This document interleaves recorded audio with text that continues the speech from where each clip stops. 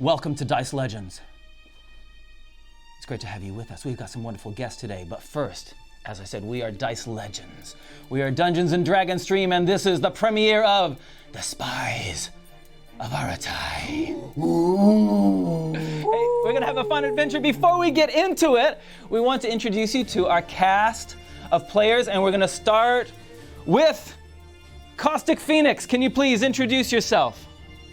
Hello, I'm Caustic Phoenix here on Twitch, and you can also find me over on D20 Deathmatch, and I'm so excited to be playing Mori today. Let's get into this spy work. Nice, and next we have MontyGlu. Hi, I'm an image. I don't have a camera. You can't prove I exist. I'm MontyGlu. I'm the DM over at The Unexpectables. And I'm a DM and a huge nerd, and I am here to play a huge nerd named Rubik, who is a wizard, probably the nerdiest class of all of D&D. And finally here in studio with me. Hi, it's me again, Trubie. You might recognize me from other Dice Legenz productions, such as the main campaign. I am here to play somebody else. Nice. Hey, before we get into our show, there's some thanks that we have to give. First to our Patreons. Thanks so much for our patrons. We really appreciate your support. And I can see some Patreons in the chat with us today. Hi, guys. Next is to people who've given us follows and subs. Thanks so much. That's how the channel works. We really appreciate all the new follows, all the subs. Thanks so much. And next is our sponsors. So we're going to talk about two sponsors today. You can see below me, we've got D20 Collective and BD&D Games. So let's put on some slightly less intense music, and we'll show you some of the beautiful dice that our friends at D20 Collective give to us. Ooh, look at these beautiful dice. Oh my God. Oh, so beautiful. They are amazing. They are amazing. And where are those metal? Oh, Ronnie's taking the metal ones home with him. Oh. But, Dang it!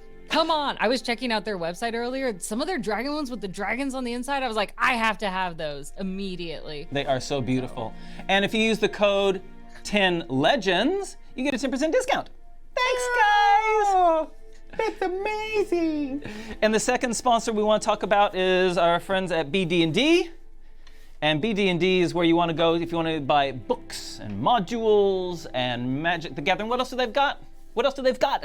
What else do they have? They've got board games, they've got books, they've got Paintsphere minis, they've got Magic the Gathering cards. I think you covered it. I think I pretty much covered it.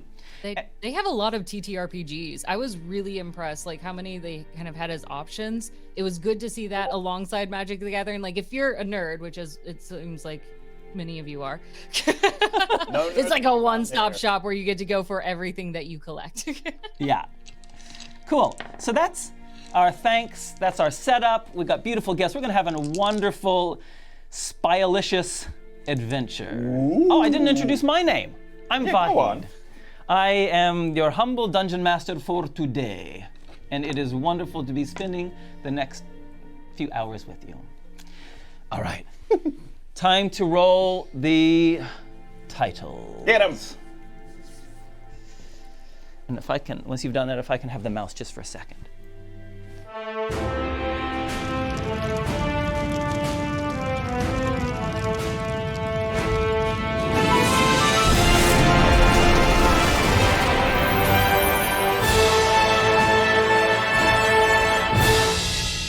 Shoot, sorry. I'm so immersed. Words cannot be spoken during important cutscenes. Silence! We must immerse. Are we ready to get into this? Sure. All right. I would like to paint the scene. Oh, go on. So to paint the scene, Luca, our sound guy, can you play the Spies of Aratai theme music? It is a grim time in the grand walled city of Aratai. Ever since Tila, the god of darkness and trickery, returned to the material plane and took the city by force, a reign of fear and terror has swept the city. The execution started a month ago, where daily he would gather anyone who seemed to oppose him and simultaneously reward those who worshipped him, showering them with gold. Meanwhile, in the cellars and shadows of Aratai, the deposed queen, 16-year-old Queen Amidala, hides, waiting to return to power. And so she's calling on 3 agents to come to her aid. And together, with nothing but themselves, their wits, and a selection of magical gadgets, they will arise. This is a story from the Spies of Aratai. Okay, and so, welcome to the first episode of the Spies of Aratai. Our scene begins in the bottom of a tavern, in a cellar of a tavern, where a woman with a large burn scar mark on the left side of her face is standing in front of a table with a rough map of the city laid out in front of it. It smells damp. There are some torches which are spluttering and giving off yellow flickering light. Standing in front of her, on the other side of the table, are 3 people. And if I can have each of you describe your character in turn. We will start with Caustic.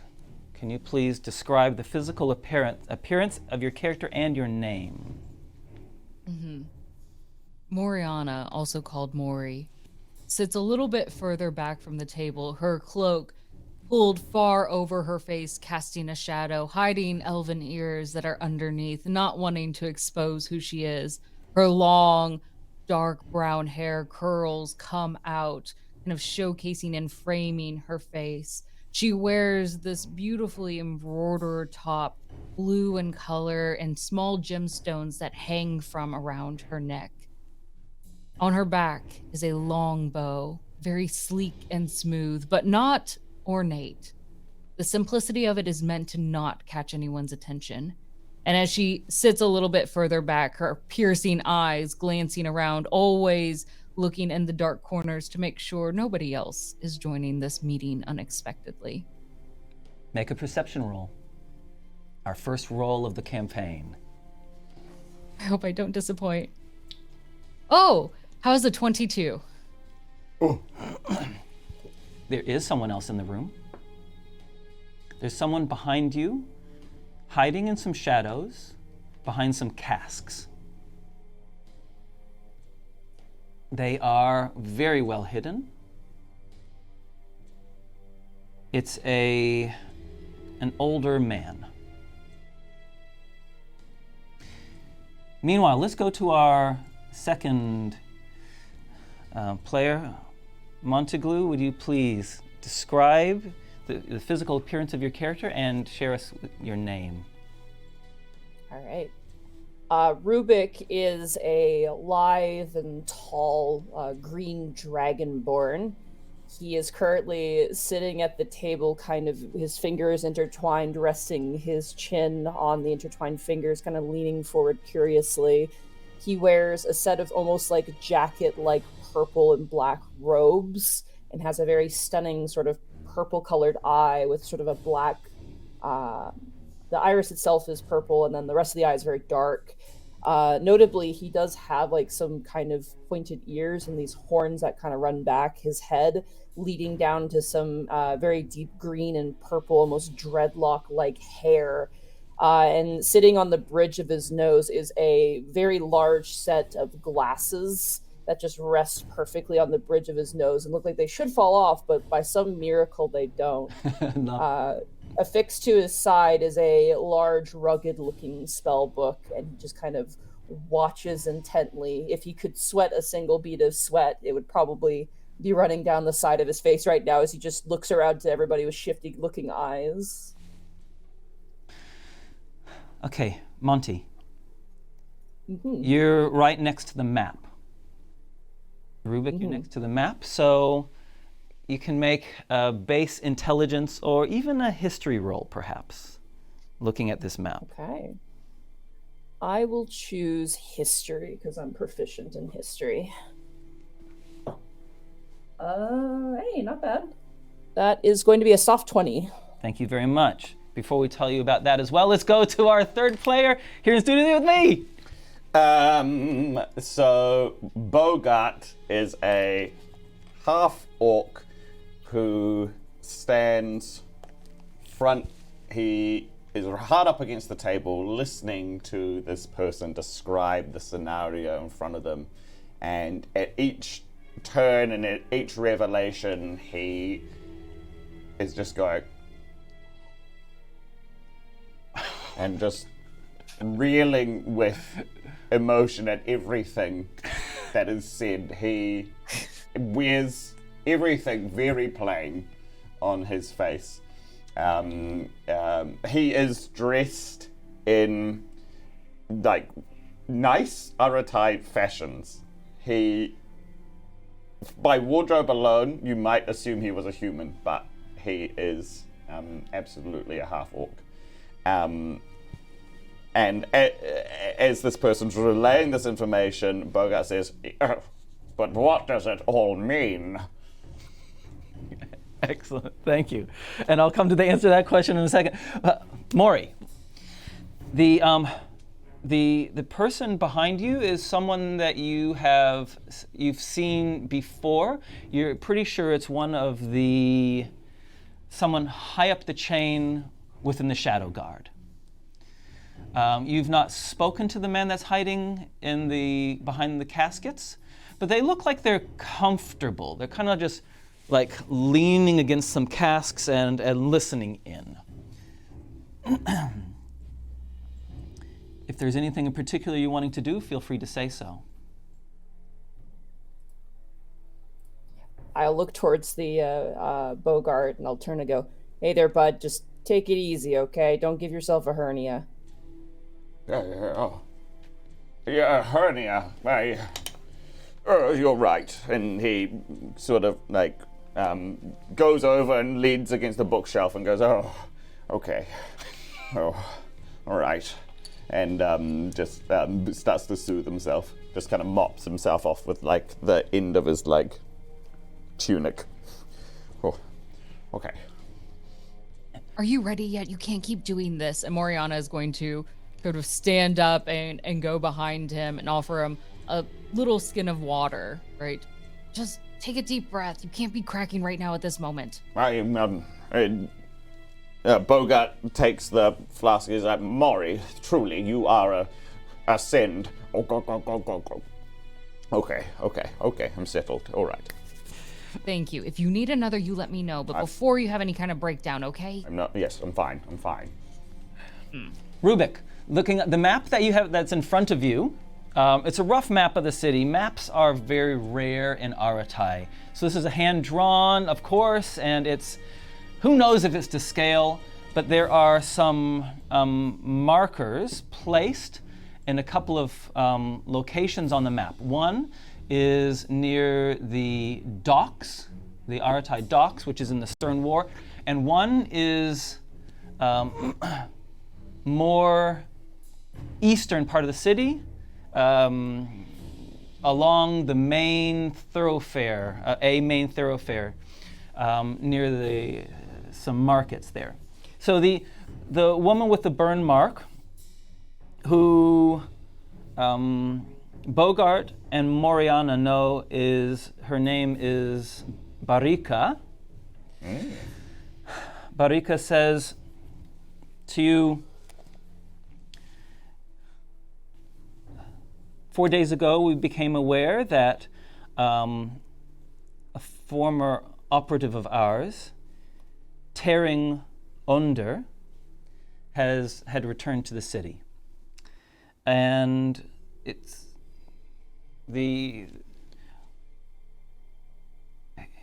he's been seen in near the silk market, entering a temple to the god of knowledge, Alishi. He was trained by us. Without going into the details now, we'd simply like you to bring him in to ask some polite questions. We don't have any reason to believe there's nothing particularly dangerous about this. He's was one of our own, but we suspect he's gone private lately and is a collector of information. So we'd like you to bring him in during these troubled times. And that's all. So last he was seen was going in and out of this temple to Alishi near this silk market. Any questions? Yes, many actually. Do we know what has brought him back into town? Why they would even come back here? It seems strange. And do you want us to bring him in alive in any way? Yes. Or fashion? Bring him in. We want you to bring him in friendly. Well, that limits the options significantly then. And she kind of sits back into her chair and she looks a little disappointed. Rubik just like presses his fingers to like either side of his head and goes, "Oh my god. Okay. Ay. This is gonna be interesting, that's for sure." What, you've run something like this before? What? No, absolutely not. I haven't been outside of my own room for like, what year is it right now? Are you kidding me? And at that moment, Maury's gonna kind of stand up. Who is this? Listen, I know we're trying to put together a crew, but in your room? Yeah, okay, listen, all right. Okay, Miss Bow and Arrow, listen, you don't get arcane knowledge by going around and firing arrows, okay? You have to sequester yourself and study and learn and sometimes skirt the law, and then you also, that's how you attain knowledge, okay? I'm here to kind of pay some debts, and I'm not the greatest wizard of all time, but I am a wizard of all time, which, you know, is more than I can say for any other schmuck they can get in here. Moriana, you just saying. Still your tongue for a moment. It is often the smallest among us that have the largest hearts. And Bogart regards Rubik and he said, "I see a hero in this one." Did you just call me short? Yes. Well, you know. I am, okay, listen, I'm slightly below average for a dragonborn. I'm not gonna lie, but, you know, I met two other dragonborn in my life, and you are shorter than both of them. Okay, thanks a lot, Bogart. You're the best hype guy I think I've ever met. That is sarcasm, very kind. Thank by you. the way. Barika says, Moriana, Bogart, you've worked together before. We brought Rubik in because Rubik possesses some skills that'll be helpful, and we just want you to show him the ropes. He's new, has had as much training as we can provide during these trying times. A simple retrieval mission, you should be able to show him how to, how to find a mark, how to bring them in. This should be pretty simple for you.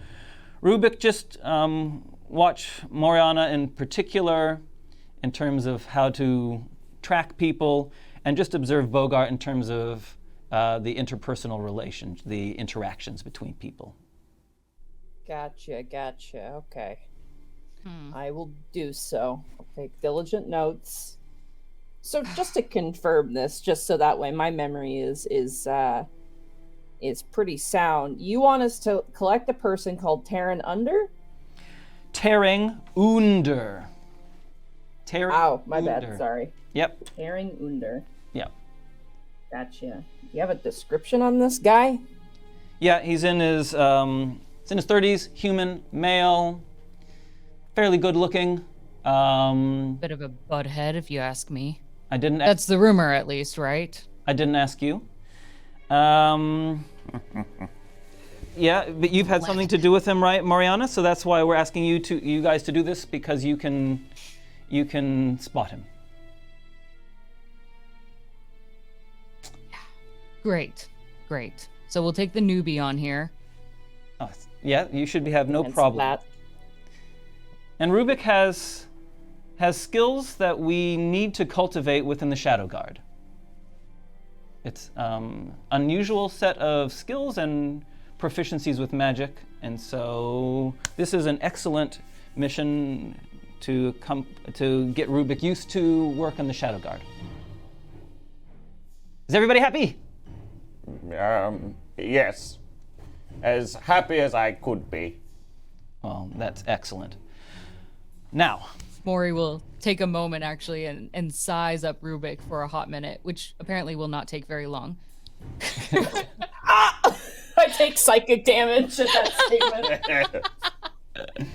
And kind of poses for a moment. First of all, it's a long bow, not just a stupid bow and arrow. But I will have your back if you do what you're supposed to do. And Mori will extend her hand out for a handshake. Hey, that's all we can ask for in these trying times. And I give her a shake and give her like the biggest, most Beauty and the Beast, like beast smile with all my teeth. Just like like a pain kind of smile as I shake Mori's hand. And then Bogart will come in for a handshake afterwards, and if the handshake is returned, then Bogart will lean in and say, I look very much forward to getting to know you, Rubik. As a green fella to another, I'm very much looking forward to working with you as well. Oh, I suppose I am. and with that, we move to our next scene. You have all the equipment that you have on your character sheets with you as we see the three of you approaching the Silk Market. The Silk Market is one of the most affluent markets in the city of Aratai. It's a wide opening along a major thoroughfare that intersects in a fascinating, like 5 road intersection on this big opening in the middle. Traffic slows down to a gurgle through this really populated market. It's vibrant. There are hawkers selling their wares. There are beggars. There are musicians. There are jugglers. There is silk aplenty. Bright colors, awnings, cover for people to have refreshments. It is a spectacle. It is loud. It's boisterous. It is a beautiful place. People from all over, not just Aratai, but from deeper south, from Muntia, from the north. People come from all over and bring their wares here to the Silk Market. You guys entering into the Silk Market, it's a riot of colors, sounds, smells. There are kebabs, there are spices, all sorts of things, signs, so scent, smell, sounds. Bogart picks up some material off a stall and says, "This is a beautiful shirt, Mori, do you not think?" Are you kidding me? Quit picking up random things. We're supposed to go to the one place we're supposed to go to. And she'll kind of take it for a second. And this entire time, she's just also kept one hand on Bogart's shoulder, mainly because she keeps her head very far down low that she can't see who's in front of her. So she just uses you as her shepherd through all of these crowds. Bogart will turn on Mori and then kind of like thrust the shirt at her, and he says, "Well, it's not exactly your size, but it could be taken in." Are you kidding me? What's wrong with what I'm wearing right now? You can't ever just be happy with how my clothes are. Well, I'm not unhappy with how your clothes are. I just think, you could wear something a bit more expressive. Wear something more. No. And she'll pull her hood down even a little bit further. The point is that I'm not seeing more expressive. You can wear it, but I'm not going to. Then Bogart will kind of put it against his own torso. That could be a bit tight, but... And then he replaces it on the stool. Very nice. Okay, you enter the market. What are you all doing? Let's start with you, Monty. I am looking, and I am like almost aggravatingly so, stopping at every stall and looking very closely at any object that seems remotely useful at all. Okay, thanks. I'm just kind of scanning over, and like anytime someone's like, "Oh, are you interested?" I just kind of dismiss them and just kind of looking. And like it's every stall. It's like hitting every single, like when you go to the grocery store and they have like a free sample, like stopping at every single stall just to look at things. Brilliant. Well, look, there's some really nice kebabs. There's someone who sells a whole bunch of brass trinkets. There's someone who's a knife sharpener. And that's just the first 3 meters. Oh, I should get out more often. This is incredibly interesting. You just see a moment in which Maury is slowly losing her mind as she is with 2 individuals who apparently have forgotten the very specific and strange goal that they had in mind, and she's just trying to hold her patience, and you can see her fidgeting with the jewels around her neck, just like waiting, like, it's okay, just give them a little bit longer, and then I can drag them to the temple where we're supposed to be. Bogart will thumb in the direction of Rubik and look at Maury, and then say, "So mysterious." Slight eye twitching at this moment. All right. I look up towards my companions and go, "Oh, you'll have to forgive me. I'm doing some very important window shopping right now." Hey, Are you actually looking at windows right now? no. Actually, I'm looking at this rope. Is this made out of real silk, this rope? This is a nice rope. Yes, that is made out of silk. We've brought them in from the Emerald Isles. Huh. Interesting. And I just drop it and don't buy it and then move on. The owner of the shop looks a little bit affronted, recoils it, as in coiling it again, not as in it coils it back up, places it with care, because it is a very expensive rope, back on the table. All right. So, Don't get your bundle in a bunch. I'm here. So moving through, I'd like everyone to make perception rolls for me, please.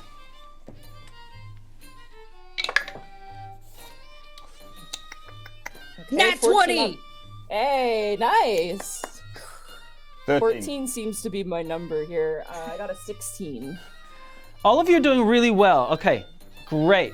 Hey, let me just explain something before we get into get any further in. You'll notice on the bottom right, is it the left? Right there, it says inspire and boost. The way that works is none of our characters start with any inspiration in our game. But as the live audience gives subs, a communal pool of inspiration appears. So there's currently 7 inspires that you guys can call on to reroll at any time. Okay? That's how it works. And the boosts are, whenever we get up to 500 in the boost, that equates to temporary healing. 10 temporary healing that can be shared. This is the equivalent of spies having luck. All right? This is our luck matrix. Now, pushing through the crowd, Moriana. So first, I want to hear who's at the front, who's in the middle, who's at the back. Describe how you're approaching this temple. I would like to be pushing Bogart first, if that's all right with Bogart, and kind of be the tether in between the two of them to keep them there. Like, not exactly hand holding, but like one hand on the back of Bogart's, his back, and then kind of dragging, if there's something I can grab onto Rubik to help pull them along as well. That sounds fine to Hand me. or Like my the- robe, possibly. Yeah. Yeah, like a parent trying to tether two children together, like yeah, someone in the same place. a child leash. Yes. Love it. Okay, great. Pushing through the crowd, people offering you wares. You're approaching the temple of Sibi Elishi, which is a fairly plain building just off the side. It abuts right onto the silk market. As Bogart's approaching the temple, he kind of like gestures at it, and then he turns back to Mori and Rubik, and he says, "Look, humans try so hard," and then kind of gestures broadly at the temple. Indeed they do. The temple... It is very showy, but we do need to go inside. Quit admiring it. So, as you're approaching the temple, and you're about 30, 40 feet away, the crowd parts enough, and Mori, you in fact see Tearing walking up to the door of the temple. He looks around and puts his hand on the door.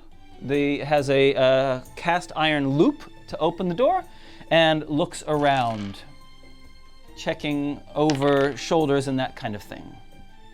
I'd like to glance away at that moment so that way they do not see me staring at them. Okay. Try not to be that awkward person who makes eye contact accidentally with the wrong people. Okay. If any of the others are doing anything, say now, otherwise I will move on. Avert your glaze, look over here. My She's glaze? under her Buy breath. any glaze. I didn't buy any Are you glaze. talking about those pastries we passed by, and I know, they smelled delicious, didn't they? The pastries? Do you think I would actually be talking about pastries right now? You Okay. said glazed. The clay pots that were glazed and fired? Gaze! Gaze! gaze? Trying to keep her voice down. Gaze! The gate. Too late. Tearing has seen you. Makes eye contact. First, clearly had seen Rubik, and then eyes traveled very naturally behind and sees you, Moriana, and drops the door ring. I don't know what the right word is. Drops the door ring and kind of steps away and just kind of smiles at you and waits for you to approach. Okay, this is fine. Everyone, let's go say hello. Of course. And then Bogart approaches Tearing, who is a human, Yes. the traditional human greeting, and then puts his hand out and takes Tearing's hand, shakes it with both hands, and says, But that's the strange thing. You go to touch his hands, and your hands go through it. And the illusion of him standing there disappears, and about 40 feet away, Tearing is sprinting away, looking over his shoulder, sprinting, running through the crowd. Are you kidding me? Well, that was very dishonest. He's getting away! You are right, he is getting away. We should probably pursue ya, or are we just gonna maybe find him later? We can't just wait to find him later. He knows we're watching them. Come on! Alright, I'll jog! And then Bogart will turn and look at Rubik and say, "Don't worry, she's very good at this." Excellent. And so we're gonna go into a chase scene. How this works is 1, 2, 3, 4, 5, 6, 7, 8. 40 feet away from you. Oh, can you just barely see that? Let's try that. Okay. Yes. We have the minis of our heroes, who so far are proving to be inept spies, but I love that. Rude. How this works is every round, you roll a 20-sided dice to see what kind of obstacle there is. And that obstacle, you all, including the person that you're chasing, needs to overcome. If you fail it, something happens. All right? You have community inspirations to use. Caustic, you're the first up. Roll a 20-sided dice for me, please. I love that. Okay, will do. It is a 7. A 7. The first obstacle is that there is he's running along, looking over his shoulders, and as he turns around, a cart drawn by some mules comes right across his path. And you guys in the My cabbages! Sorry. Everyone needs to to get around the cart. You can choose to do an animal handling roll or an athletics roll. Oh God. Oh Okay? no. Those are your Let's choices. do animal handling. Okay. I'm also gonna do animal handling as well. Yeah. Oh, he does pretty well. He does athletics and he scoots underneath in between. Okay, everyone else, make your rolls. Go. An 18 on Oh. athletics. How's a Describe natural one? a natural one. Our first natural This is one. why you go outside every now and then. Oh God, an animal! Trubie, describe I've your. only read about these before. What are they? I like to imagine, don't worry guys, I get him, and I just get hit by a cart and thrown into some barrels. Trubie, describe yourself. Bogart sees the what is it? A cart? Cart. Yep. And so he just he hoists himself on the ledge of it and just tries to like sail through the air, do a wee flip over to the other side of the cart, and then his head pokes back over and he says, "Where's Rubik?" And now, because you're a barbarian, you're fast, right? Yes. What's your base speed? 40 feet. Boom! You get to advance 20 feet. Okay, and animal handling for Mori, what'd you get? Dirty 20. Dirty 20, no problem. Yeah, do you want to Yeah. quickly describe what you do? Yes, as I get closer, seeing these horses come out, I do the normal horse talk. Come here. And they move enough direction to me so that way it's a vertical line and I can easily just kind of run past it at that point. Easy. And I take one of the cabbages and as I'm running forward, I toss it back, doing a nice backward throw, landing in the horse's mouth as I feed it. Wow. Okay, thank you. And now, Rubik, you're keeping the net one or using one of the community inspirations? You know, I think it's funnier if I keep the natural one. Excellent. The rest of my companions are fine with that. Fine. Excellent. Then do you want to describe what happens to your character as you fail this spectacularly?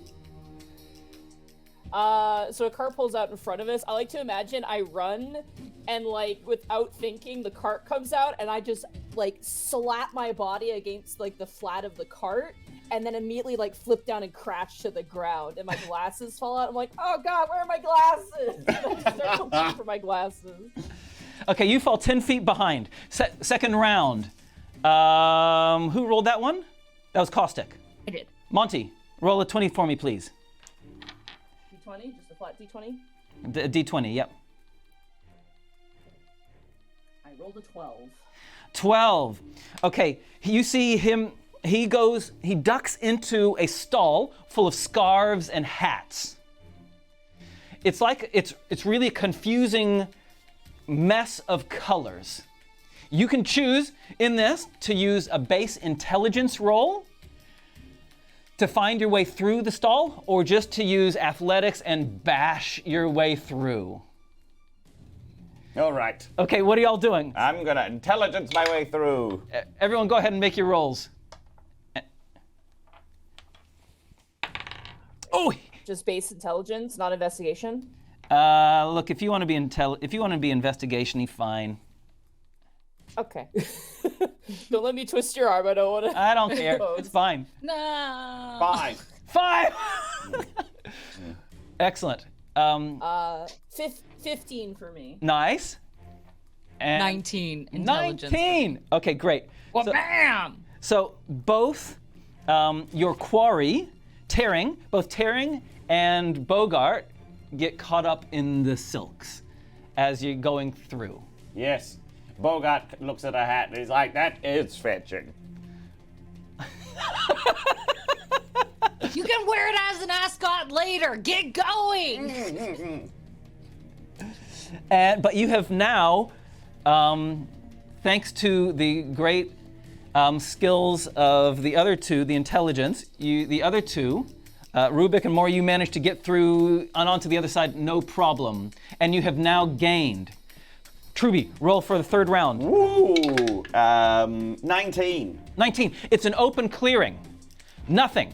Which means that there's no obstacles, but that implies that your speed, Trubie, means you move 10 closer. As we move into an open clearing, he remembers the plains of his orcish brethren down south, and he just thinks about the marathon running that he used to do as a young orcish child, and starts to gain on this guy. How much do I... 2, you get extra 2, because you're 2 faster than everyone else. Go, Bogart, tackle him! And then Bogart turns around and says, I will do that, Mori. Rubik, any comments for you as you go through this silken hats play? I hate cardio! I wish I just stayed home! Because I'm just running. I rolled a 14 and I'm just like panting and running. Excellent, thank you. I'm like the nerd who's like an entire lap behind, just like, ah! Hey, everyone, tell me what your constitution modifiers are. Uh-oh. +3. 0. 2. Excellent. That's all I needed to know. Okay, the 4th round, a strange thing happens. Bogart, you're close enough to hear your quarry whisper something, and then he kind of disappears and is replaced by 3 identical dwarves. And all 3 of them head in a different direction. One heads to the right, and there is a park. Right, like you're really close, you're at the end of the market. One heads to a park. The one straight ahead heads straight towards like a construction site. And the one on the left ducks into this ramshackle building. Goes and runs into the main door. All right, what are y'all doing? Can Bogart sort of sees what he assumes is another illusion, and then drawing on his acting experience, he looks at the three images moving away from him, and says, "There's no masking a man's true nature." And he tries to insight check which of these is the real one. Okay. Can I do that? Yeah, go for it.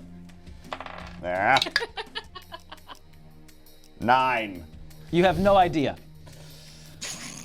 And he says, "Nice try, Tearing," and then takes off the one going towards the park. Great. You slow down a little bit to do that.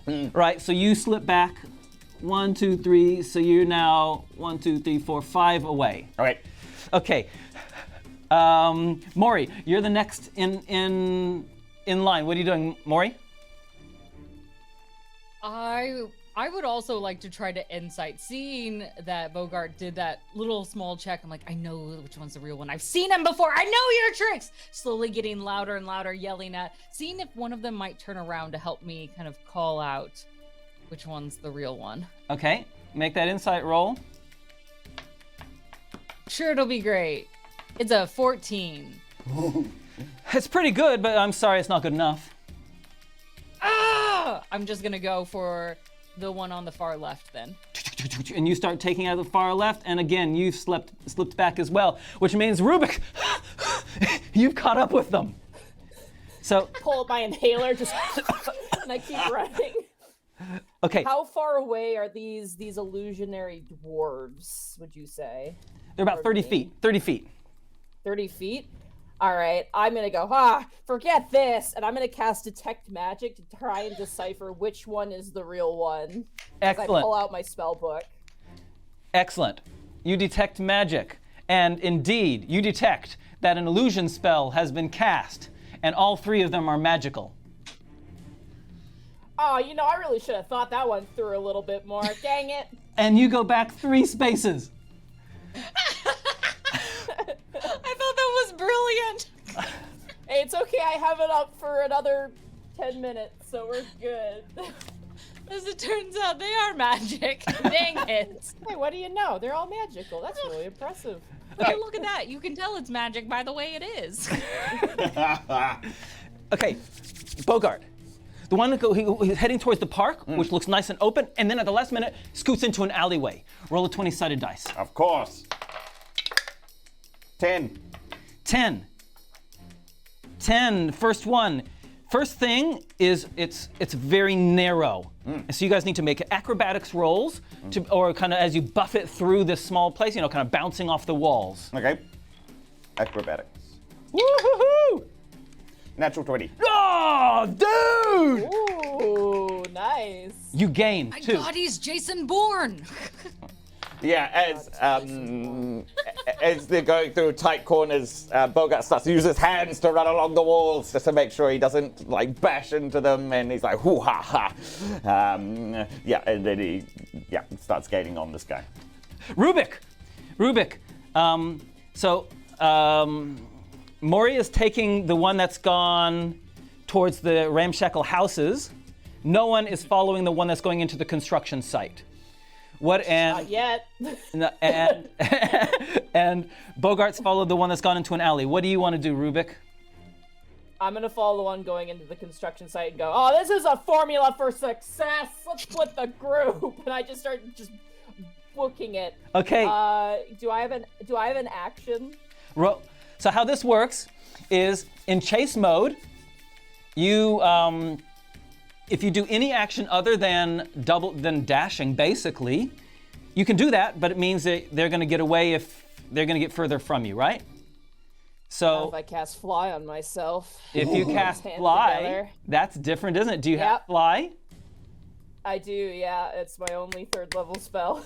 All right, love I will it. cast fly on my spell, lift myself up maybe 3 inches off the ground and pantomime long jogging, and I'm just going to it doesn't match the full sprint, and I just start aggressively flying towards this 3rd illusionary duplicate here. I love it. What's your base speed of flight?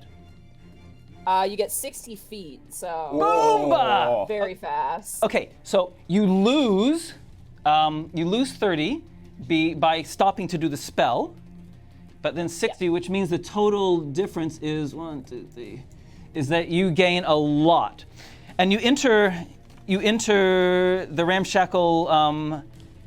The construction site. You're the construction site, right? Yeah. So roll a 20-sided dice for me.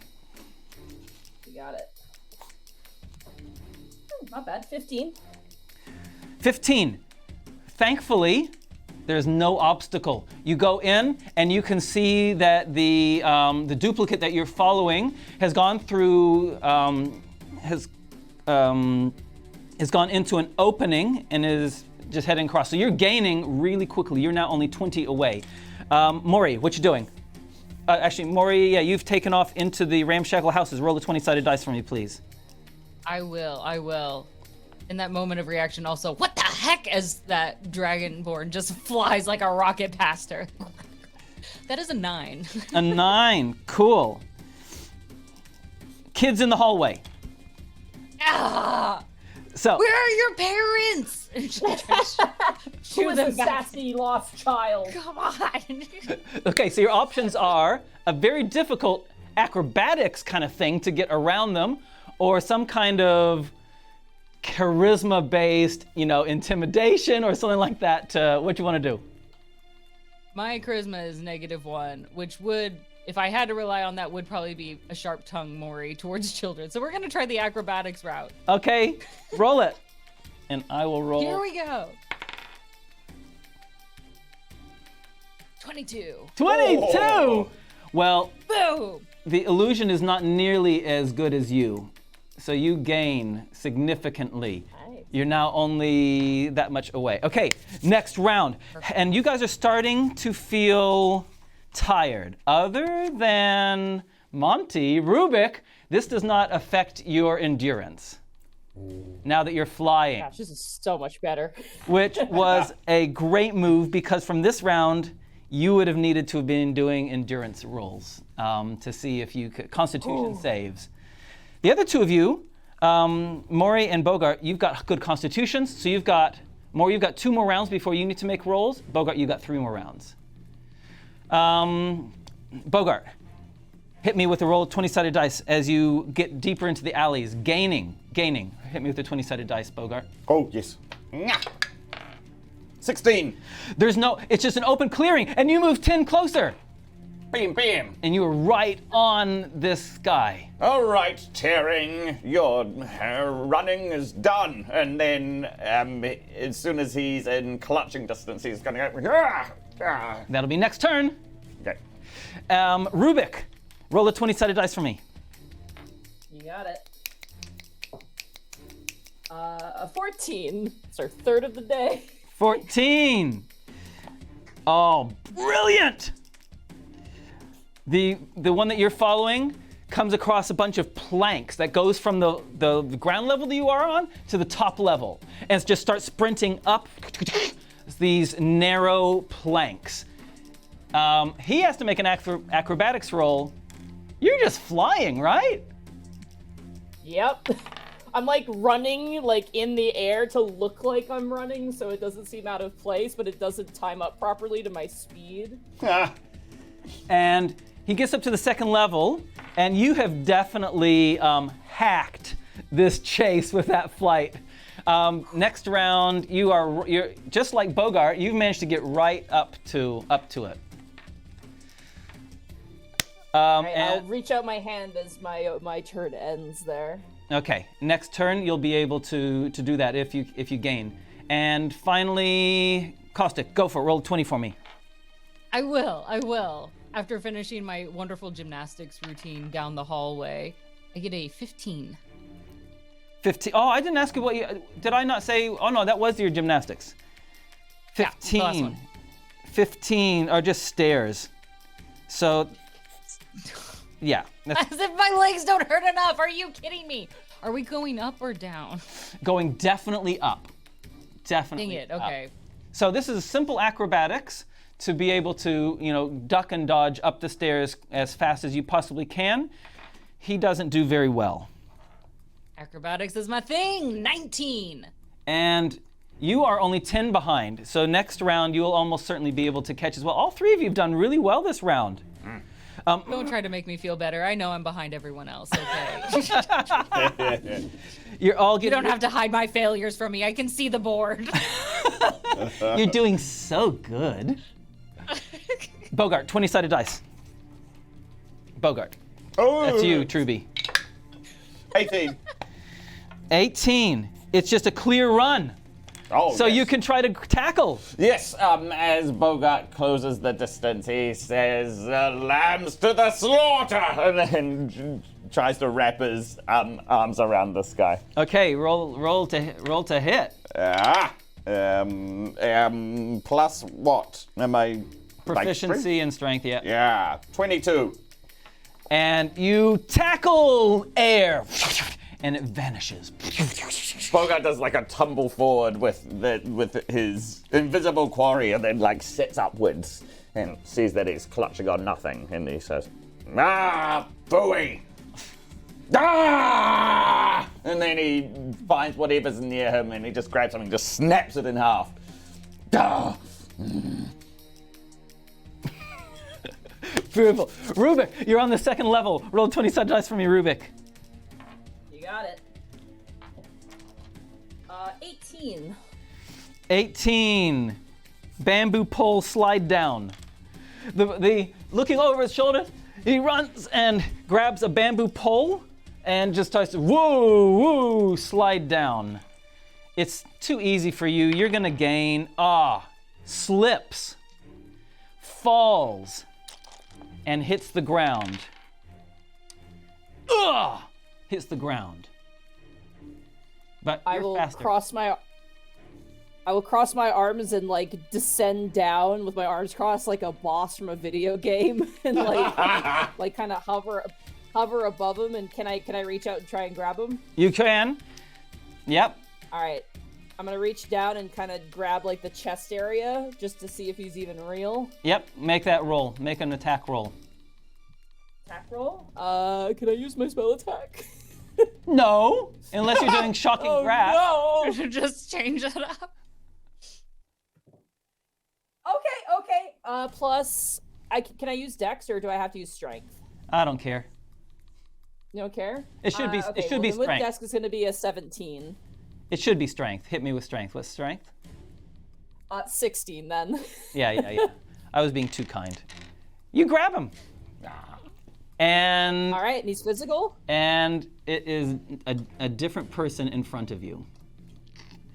It is. Yeah, that's really impressive there, bud. And Mori, the one that you were chasing, just fades away, and you're now in the middle of a building, up a flight of steps, and the illusion is gone. Just trying to catch her breath in that moment. She looks like she's heaving, dying, like, are you kidding me? I ran up here for nothing! And she just kind of collapses on the stairs for a hot second, having her little breakdown. Probably the third one of the day. She is very high-strung. I am going to cast message and kind of bring up my other free hand to my ear, and I'm gonna message both Bogart and Mori and be like, "Hey, this is Tango here. I got him. It's a construction zone. Whenever you want to head over, we'll tag him and bag him, and I don't know, whatever the heck else you say. Also, you may respond to this message if you wish." Oh. I'm glad this came with instructions. Bogart responds with, Romeo responding. Yes. Culprit got away. Turned out to be illusion. Where are you? Gosh, I cast message again. I go, "I'm in the construction zone. I just said, whatever. Just get over here." Romeo, what? And then Bogart kind of scans around and looks for. He does a bit of mental calculus and is like, okay, right. So Rubik kind of ran that way, and then like scans for like a building site. Sure. And backtracking, you can see a very a tall stone building is currently in construction. Yep, back from where you came. There. Mori?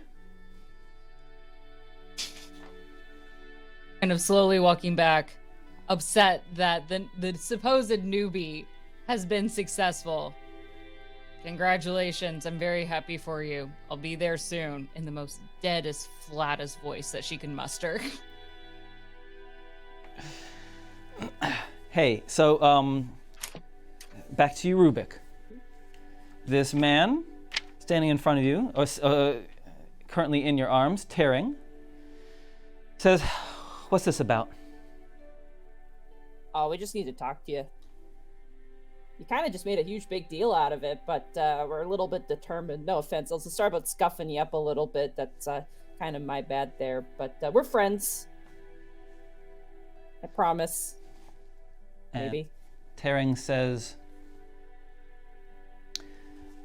"I don't want to talk with the others. I can see that you're a person of intelligence."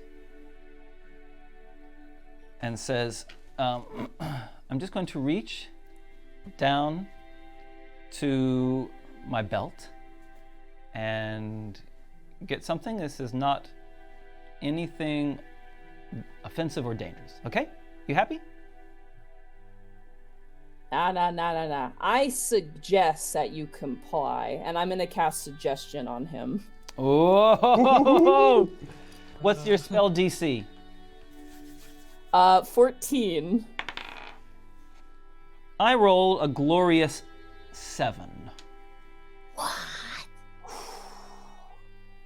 And, okay, and a glazed look goes over his face, and he says, "Comply." That's good. I like this spell. It's very handy. And I'm just gonna, like, kind of just have my hands on him and just wait for my companions to show up and awkwardly kind of just float there. And as in every good spy movie, the moment you do that, the moment you start waiting for them, they run into frame. Because that's the way it works. Actually, my fly spell disappears because I casted another concentration spell with suggestion, so That's I okay. gently float back to the ground. Hey, and the rest of you, the other two, enter. It's a construction site. There's a whole bunch of stone blocks. It's dusty, it's dirty, and there's a very complicit Tearing standing there, sitting with Rubik. Yeah. What? There you are! Why the heck did you run? Are you kidding me? Sorry, go ahead. If anybody else to say things, because I have nothing nice to say to you right now.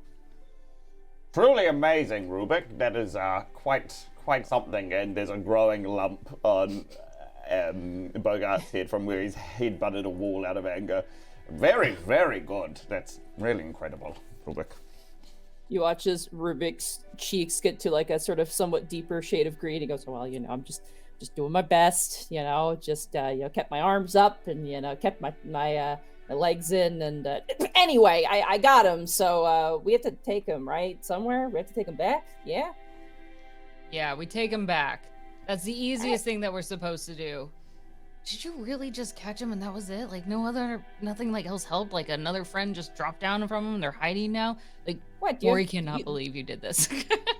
I kind of posture myself and go, ye of little faith. I happen to be a master of the arcane, and I dipped into my plethora of many diverse wizardy skills. It's okay to be jealous, Mori. It's fine. I just, it's... We'll get you there someday. All right. I help up the guy we captured. Yep, Tara. The vein pulses in her forehead. And then Bogart puts a hand on Mori's shoulder, and then he whispers into her ear, "Looks like all three of us are green, huh?"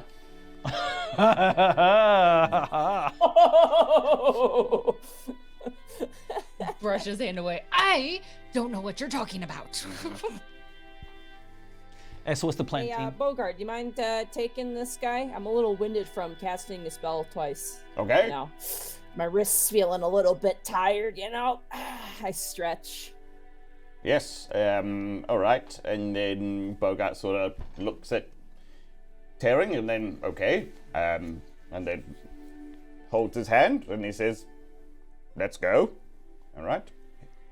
Bogart's never apprehended anyone before, so he's just gonna clasp Tearing's hand as though they were like skipping along a path together, but he's just, right, this way, we're going back to headquarters. We'll make it a little more secure. Can I pull out a piece of rope and tie their hands together? Of course. Like, this is like a best friend knot, okay? This will be fine. Everyone will go along, and we'll all be happy looking at between the two of them as she quickly loops them together. Before you do that, I'm just going to check his pocket real quick. He said he had something, and I'm going to look into his pocket that he was reaching for and see what he was kind of like trying to go for before I cast my spell on him. All right.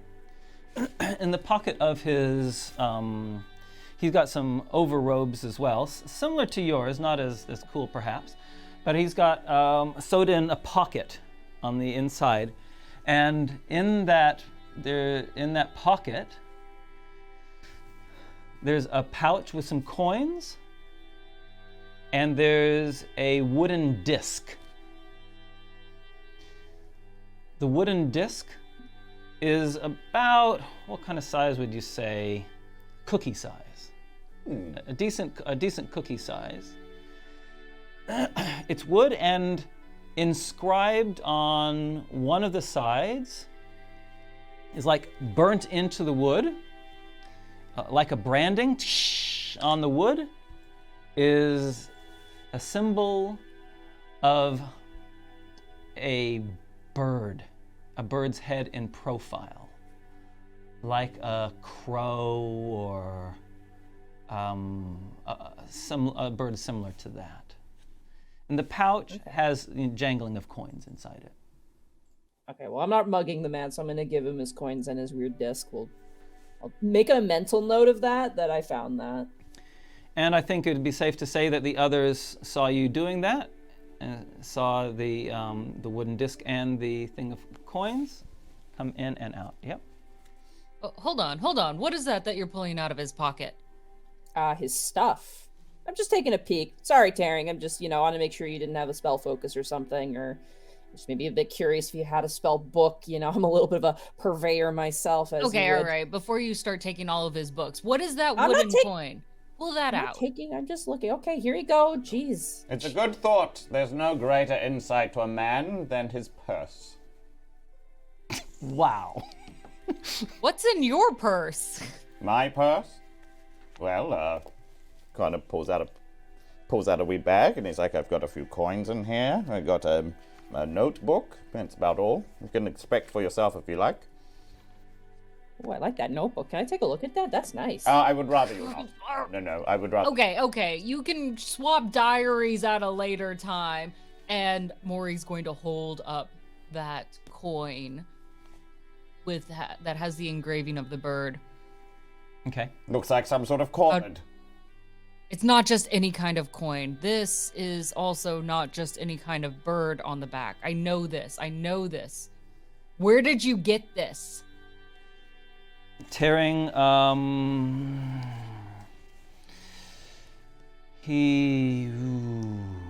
suggestion. How powerful is suggestion? I can magically influence a creature I can see within range. So I asked him to be compliant, basically. I can't make him hurt himself. No. And he has to pursue the course of action for up to 8 hours. And it's you. Insane. I thought it was only an hour.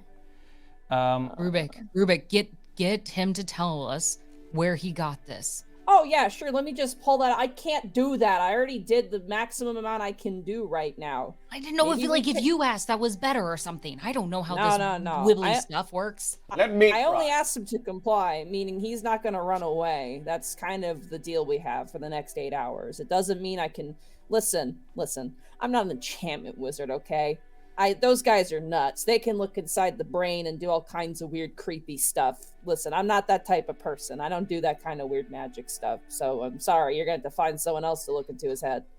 Great. Yeah, right. Well, if you ever get the chance to pick up a new skill, try that one for once. Well, buy me a spell book and I'll try and add it to my repertoire. But this isn't cheap, it's hard. Being a wizard is very costly, It's not. Do you think I hold up my spellbook? Do you think this was free? No, this costs like almost every single penny in my pocket. For an old book? For arcane knowledge and secrets that are whatever. It's wasted on you. Listen, we got him. We should take him, and maybe once we get him to where we need to go, he'll be a little bit more open about telling us what's in his purse, like Bogart was. Okay, let's be really clear about something though. This coin, this is from the Rooks. Does that not ring a bell with any of you? Or just like chess. Maury, how can you be so sure? This is their symbol. It's meant to be something very secretive, minimal. I don't know if it's his or if he's hunting someone with him. Let's be clear. Okay. Here, let me get you caught up on this as she kneels down towards Rubik, wanting to show off her intelligence in this moment. This little thing, this little disc here, is a symbol. It's a secret society. That means that these individuals hide in the shadows, and they are not friends of the royal family. This isn't just some random information. This is big. Whatever Taryn's into, this is a huge threat to the royal family. The one that we're working to help hide, to save. Hey, Ixnay on the royal family, Ray, okay? We're in the middle of the streets here. Maybe we don't want to mention stuff like that. Things are kind of... I shifty eyes look around. Things aren't exactly really hunky-dory right now. Let's get a move on. People start staring will at take the the coin out of whomever's hand and kind of hold Tearing by his collar and will say, "Who gave you this?" He looks at you and says, "I picked it up in a dock in a gambling game." Picked it up in a dock in a gambling game. Yeah. Bogart will search his face for the lie. 6.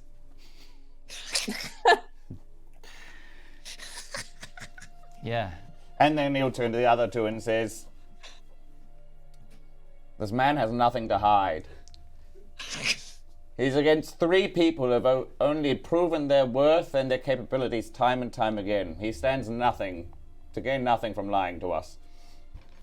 Amazing, and wow, that's really I clap like awkwardly. Good job. Good job, Bogart. That's really impressive. It's our job. If you believe him, then I believe you. Fine. Let's get him back, and we can hand in the coin and figure out what else he knows. Alrighty, let's move out. Change of scene. Heading back to deeper into the center of Aratai. Going through the standard procedure of blindfolding the mark and doing some double backs and going down some false paths and eventually coming to the building where you were to bring him. It's another cellar. It's a different cellar because ever since Tila's taken over the city, the Shadow Guards have to kind of make do with cellars, basically, as a way of conducting their operations. As you go down, coming out the other way is a human woman is coming out of the room that you're about to go into. And Mori, you recognize her as Takama. And she looks upset.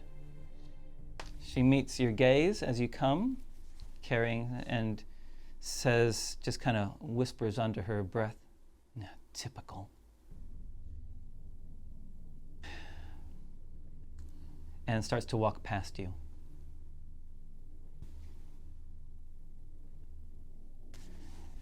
Leaves behind you, and you guys, and goes out. In front of you is the door to go in, and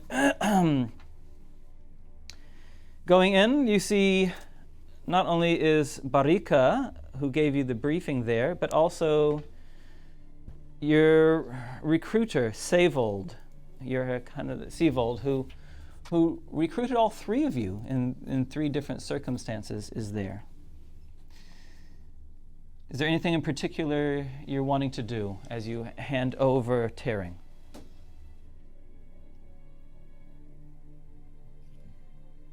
Mori will take the lead seeing Sevold for the first time today. It wasn't too difficult of a mission. It was easy enough to catch him, kind of throwing Tearing forward in a quick moment. You know, easy light stuff. We're ready for the next thing. Hey, kiddo. He says, good to see you. Ah, Rubik. First mission, is it? Hey. Oh yeah, it was super easy. I cast Fly on myself, some detect magic, caught him immediately, and Mori took the credit. So, you know, it went great. I said we. Nah, it was a team effort. We did work together, and Bogart was, you know, we split off and we got him. So, you know, I think all's well that ends well. He's a little docile right now. He'll be docile until I drop my concentration on my suggestion spell, or until 8 hours pass, but I figured you don't need that long to talk to him. But and Mori found something interesting. Do you want to talk about that, or do we just kind of let them figure that one out? No. And she'll hand Sevold the disc right away. This was in his pocket. And the newcomer was going through all of his personal materials, but pulled this out. I was making sure he wasn't going to cast a spell, okay? You know, spell focus. I was not pickpocketing. Everything is in there. I took nothing. I just wanted to take a little peeky-boo. No. I have never stolen anything. I may have borrowed things that weren't mine for a bit. Barika says, that's enough, thank you.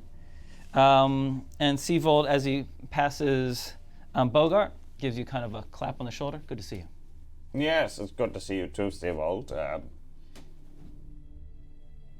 Yeah, you've done good work again. Thank you. It was mostly the new one. Excellent. Okay, so we'll all of us. It was all of us, but mostly Rubik. Okay, thank you. We'll question Tearing.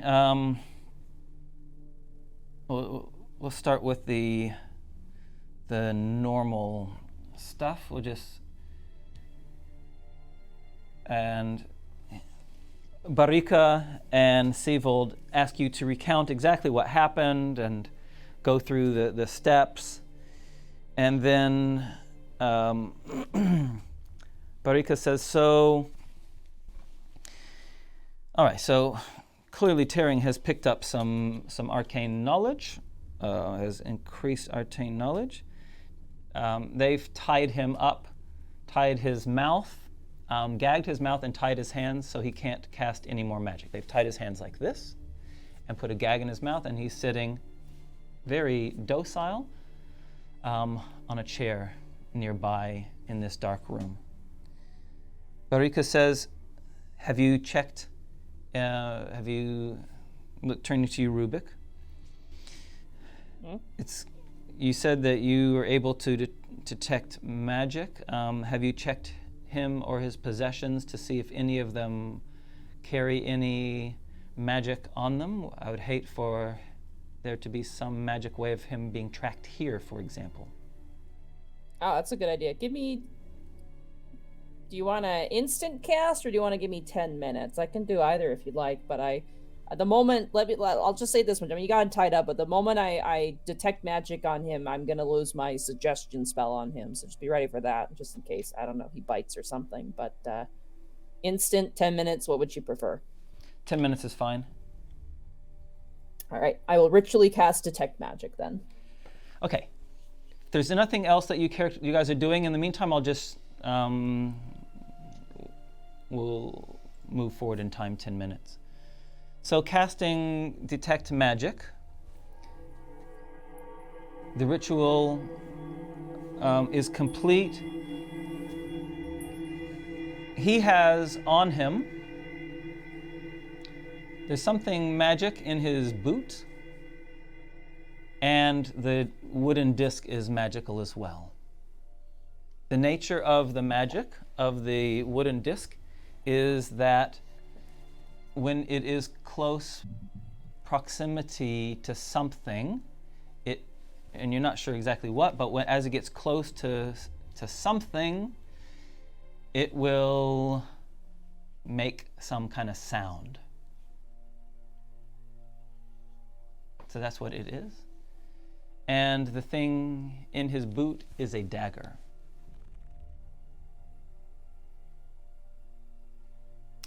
Can I detect the School of Magic on the magical dagger?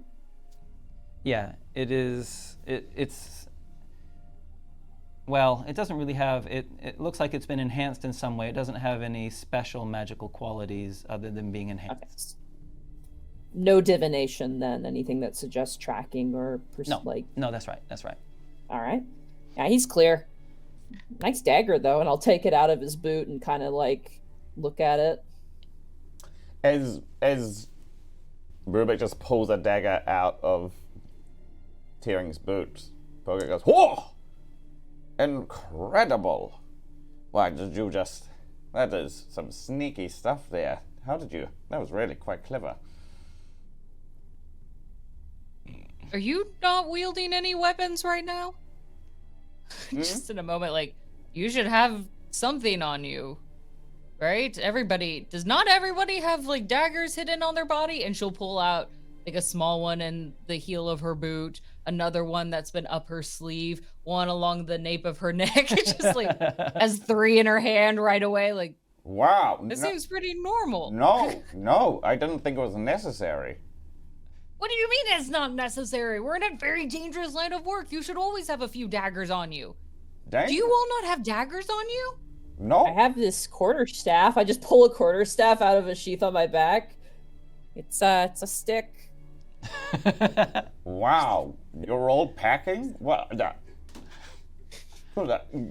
I'm always packing. And here, so can you. I give him the dagger. I give Bogart the dagger.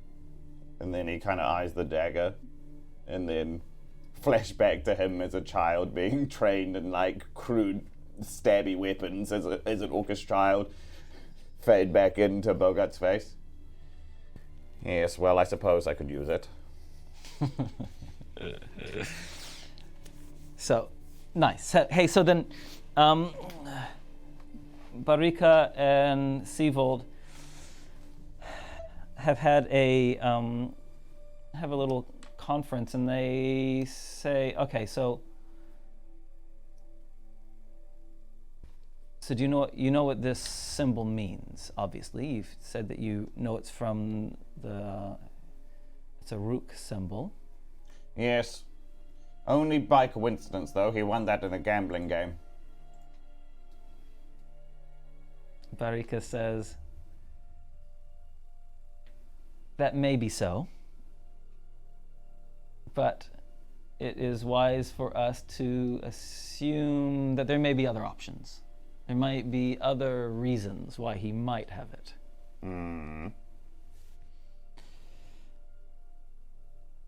So, we'd like the three of you to carry on figuring out what he was up to. What, you want us to interrogate him or go follow his last steps? Go follow his last steps. We've got people that are Okay. specialists in interrogation. There's something about interrogating others that makes Mori very squeamish. You could see a huge sigh of relief on her face. I mean, he did mention the docks. I wonder if that's legitimately where he got it, but just not from a gambling game. Maybe still at a gambling place. A lot of lies are still housed in a piece of truth. Wow, that was really poetic and very impressive, Mori. That was quite impressive. Have you taken Thank a turn you. about the stage before, Mori? What? No, I have no desire to ever be on a stage. That is a hard pass. Hey, Bogart, we gotta get Mori a notebook. Yeah. Notebook? What for? I was Yeah, thinking. write down this just the stuff. same It's really thing. good. It's really impressive. Yeah, Write exactly. it down. You- I could just remember it. And then Fair enough. Bogart will go to his notebook and he'll tear out like the back, like half of it. He's like, "Here, look, don't worry, I have hundreds of these things, but you know, where thoughts occur to you, you can't let them scatter like essence to the wind. You've got to note them down. You can't trust that brain of yours, as smart as yours is, Mori. But here." And then he'll like snap some like charcoal in half. He's like, "You've got to chronicle every little thought. It's precious. There you go." If they're precious, shouldn't they be locked up or something? You don't just write it on loose leaf paper. Why not? Anybody could find it, especially with your pockets. You could lose anything. They're flying out half the time. You know how many receipts I found that have just flown out of your pocket? Your room is an absolute mess. Well, It's an absolute mess. but yes, it's a creative mess. Yes, that I will. But I know where everything is in there. And when did you go into my room? I had to go wake you up this morning because you weren't going to make it in time for the meeting. Oh yes, no, that is true. Yes, no, that is correct. Everyone, she's telling the truth. Everyone, she's telling the truth. Thank you. Yeah, I had to tiptoe around all these random nests of paper that you have created within your space. Your creative mess. My apologies. Me and the board got together last night. It was an affair. Let's just say that. Fine. Queen Bean, and she'll hand the papers back. I do not write anything on loose paper. That is Okay. dangerous. All right. Well, let's hope that our friend here did. Maybe we can, I don't know. Do we want to interrogate him? We should probably ask questions, but I don't know. He was pretty resistant. I don't know how much he's going to answer. And I don't do the whole, shifty eyes look around like the whole torture thing. That's kind of messed up. Well, what about this? You looked through his pockets, right? Like, you found what else? Coins? Anything else? Yeah, let's take a look. I'm going to go back into his pockets and start pulling it out again. Also, weirdly efficient at this. Like, I know exactly where everything is, and I'm like, ooh, ah. Is this, I'm trying to get a sense of it. Is this eye level for you? No, I'm not that short. All right, I'm not a kobold. I'm like I'm 5'5" or something. I'm not that short. Okay. Okay, as somebody who in real life is 5 foot, that's I'm not 5'5". That's tall for me. Oh man. Okay. You're the ones who were saying I'm short. I never said I was short. I just said I was lithe and thin and like not That's as fair. bulky. And to be fair, I Being never said bullied you were over short. here. I'm sorry. I think. You're just comparatively. Again, I've only met 2 dragonborn, so how accurate could I be? I know, I get it. They're all brick houses, and I'm a little lacking in the protein department. Okay, but I'm doing my best. Yes, honestly, yes. I'm still surprised. Rubik, while you guys are talking, you're searching through Tearing's, right? You're giving him a His pat down. pockets, yeah. Yeah, pat down, investigation. You got it. Ooh, this could be pretty good. I rolled a 19. It's a 25. Jeez. Jesus. All right. Sown, there is in his robes that he's got on, his loose-fitting robes. There's some stitching. There's double stitching in one area, but only in a small area.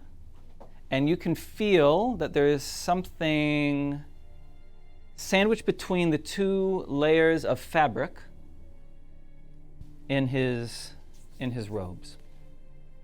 Hey, Maury, can I borrow one of your plethora of daggers, please? Just keep it. And she's actually going to toss you 2 daggers. Oh, no. I have an Take endless them. supply. You might need No. them. I appreciate That's gonna do a lot more damage than your books. It's easier to throw a dagger than it is a book. You think that? I'll keep one, okay? Compromise. And I'm gonna take Fine. the 1 dagger and I'm gonna cut open the that double stitching and see what's inside. And you can see Seavold, he definitely tenses as you do this. He's tied to the chair, he's gagging, and he just kind of moans or grunts or groans as you do this. And there's some papers that have been concealed inside, in between the 2 lines of fabric of his cloak. Rubik, you're a real bloodhound. I'm a curious soul. But here's some papers. Anyone want to read them? Aha! The benefits to writing down one's thoughts on paper. This seems more like a con for him. Yes, well, a boon for us. Here, who's gonna read these? Well, you've got them in your hand. I'll read them. It's pretty simple. There's just 2 pieces of paper that have been ripped out of something else. They're slightly different paper from each other. One simply says Nous, N-O-U-S. N-O-U-S. Captain. Nous, captain. And the second says Silk Market. C.B. Alishi.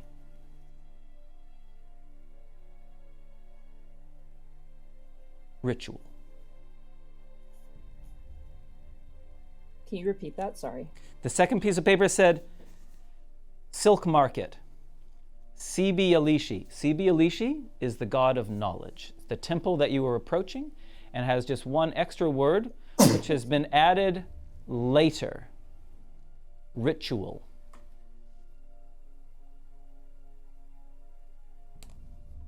Silk Market, C.B. Alishi. Sorry, what was after that? Apologies. Ritual. R-I-T-U-A-L. Okay, just ritual. Okay. Bogart would like to get a gauge on the handwriting. Bogart wants to inside check the handwriting to see what kind of person wrote this. I love it. 4. Yes. It's someone who was literate. Excellent. This Incredible. person's clearly versed in the human tongue. Yes. Where did those coins come from? Like, I don't, are the coins, especially since it's from a dock, might be not necessarily from around here? Yeah, I'll Nice. pour out the coins in my hand and take a Nice. look at them. Okay, most of them are Aratai coins, but not all of them. There's a total of 12 coins. They're all of the standard weight, right? Weight and size of coins, which are interchanged between the major kingdoms in this area. Of the 12, 9 of them are from Aratai.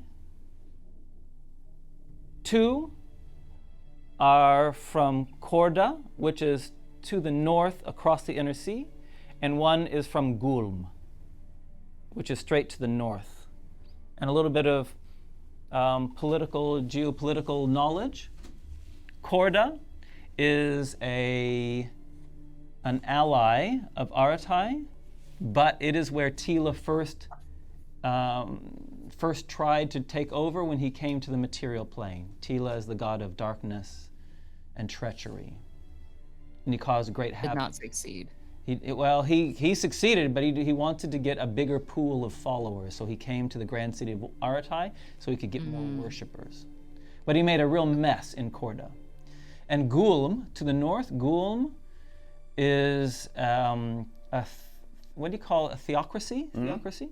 Is a theocracy that is aligned with Tila. And they had tried to invade Aratai in the recent past, but failed to do so. Failed to succeed. Anyway, Gulm has a reputation of being a pretty nasty place. Well, if this is any sign of where he picked the disc up from, it's certainly no friends of ours.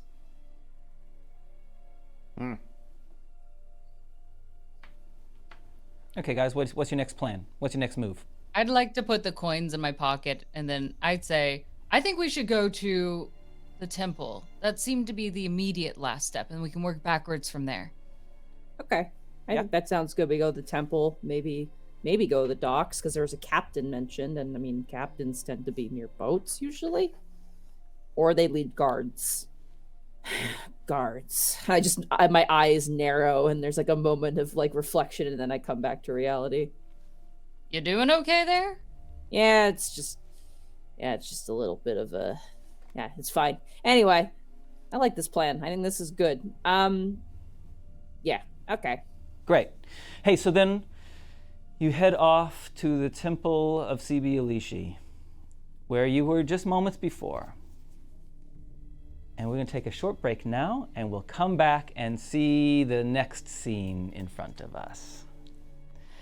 Hey, thanks, guys. So what we're going to do is we're going to take a quick break, and then we'll come back and chat to you beautiful people in chat, and then we'll get into our next scene. Thanks so much. How you doing, Caustic? How you doing, Monty?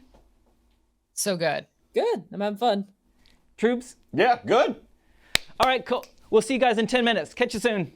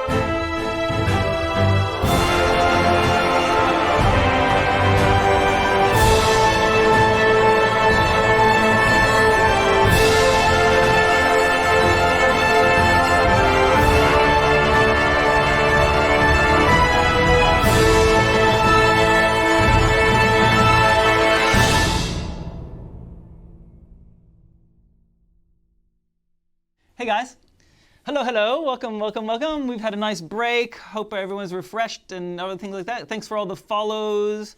We had a raid from Dutch Dungeons. I'm sorry we were in the midst of our adventure and we don't look at the messages when they come in when they're in the middle. So thanks, Dutch Dungeons. We love it when you guys raid us. Thanks so much. And I hope you mentioned in the chat how your session went. And then thanks to all those follows. Braden, GBD, how do I say your name? GB, how would you say that? GBD Midge. Midge, yeah. Maxi Monkey, Vinny, Darky Arts, Flintlock, Jonathan Studios, some guys. Yeah, all a bunch of you. Thanks so much for those follows. And I just wanted to do a shout out to all these new people that are chatting in the chat. Thanks, it's great to have you with us. Thanks so much. As our mod Mythical has just put it before, we're approaching the 2K followers, so we really appreciate all of you that hit us with follows. Thank you very much. It's really appreciated.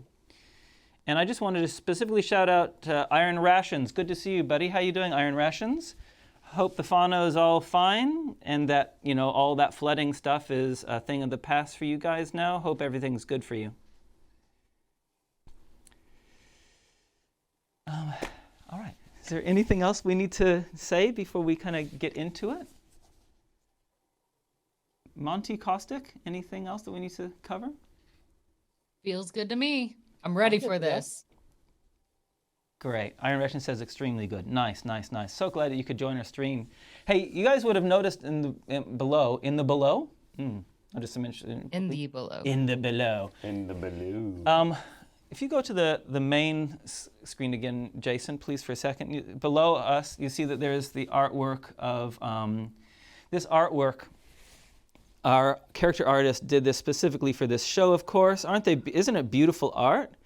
And you will see through the stream that there's a little automated chat thing that comes up. His name is Francis Lim, and he's open for commissions. We love him. Doesn't he do brilliant stuff? Yes, amazing. Yeah, really. It looks good. really good, yeah. Yeah. So if anyone's interested in character art, hit him up. All right. And you would also have noticed that in the action frame, if you hit the action frame for a second, please, Jason, there's a mention of the printable dragon.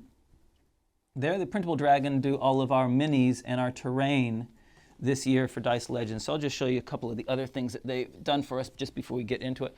So they've made a whole bunch of really cool things for our show. And these minis, they printed these minis for us. So our characters for this show are printed by them. Thanks, Printable Dragon. Love you guys. All right. That's why we look fantastic. You look amazing. And my 14-year-old daughter wanted to paint Monty's character. So I don't know if you can zoom in anymore. So yeah, she loves doing painting for us, and I was kind of like, I want to paint this one. But okay, I suppose.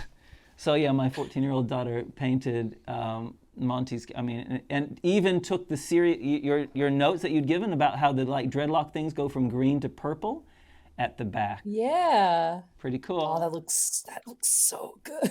And I love it. It's seek, man. It's seek. All right. I think we're ready to get into it. I'll just grab that mouse for a second, and then we'll get back into it. Thanks everyone for all the chatting. I'm sorry that we can't see your chat while we're in the middle of our session. And that's simply because we focus on being able to see our cast members' faces, or in this case, face. So our screen, we see Caustic Phoenix and not the chat. So I'm sorry if we miss out any chat. Let's do it. Ready?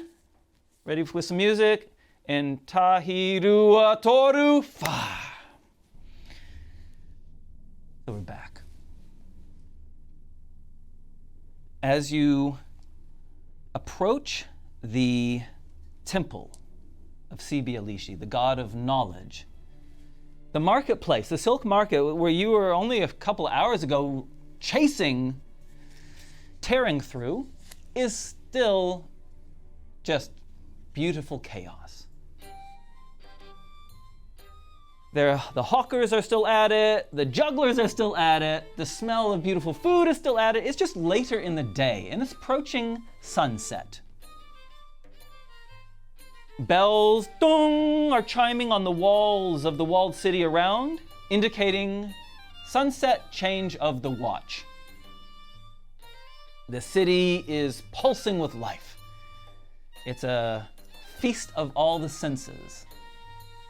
The temple to Spies is right before you. You're on. All right, well, let's try again. Yeah, well, hopefully this time we at least got here a little faster instead of stopping by every single marketing stall. Listen, it's very important that I go window shopping, okay? Why? Why? So you can decorate the room you've been staying in for the past year and a half or 2 or 12? I don't know. Ah, wouldn't you like to find out? Anyway. And Fine.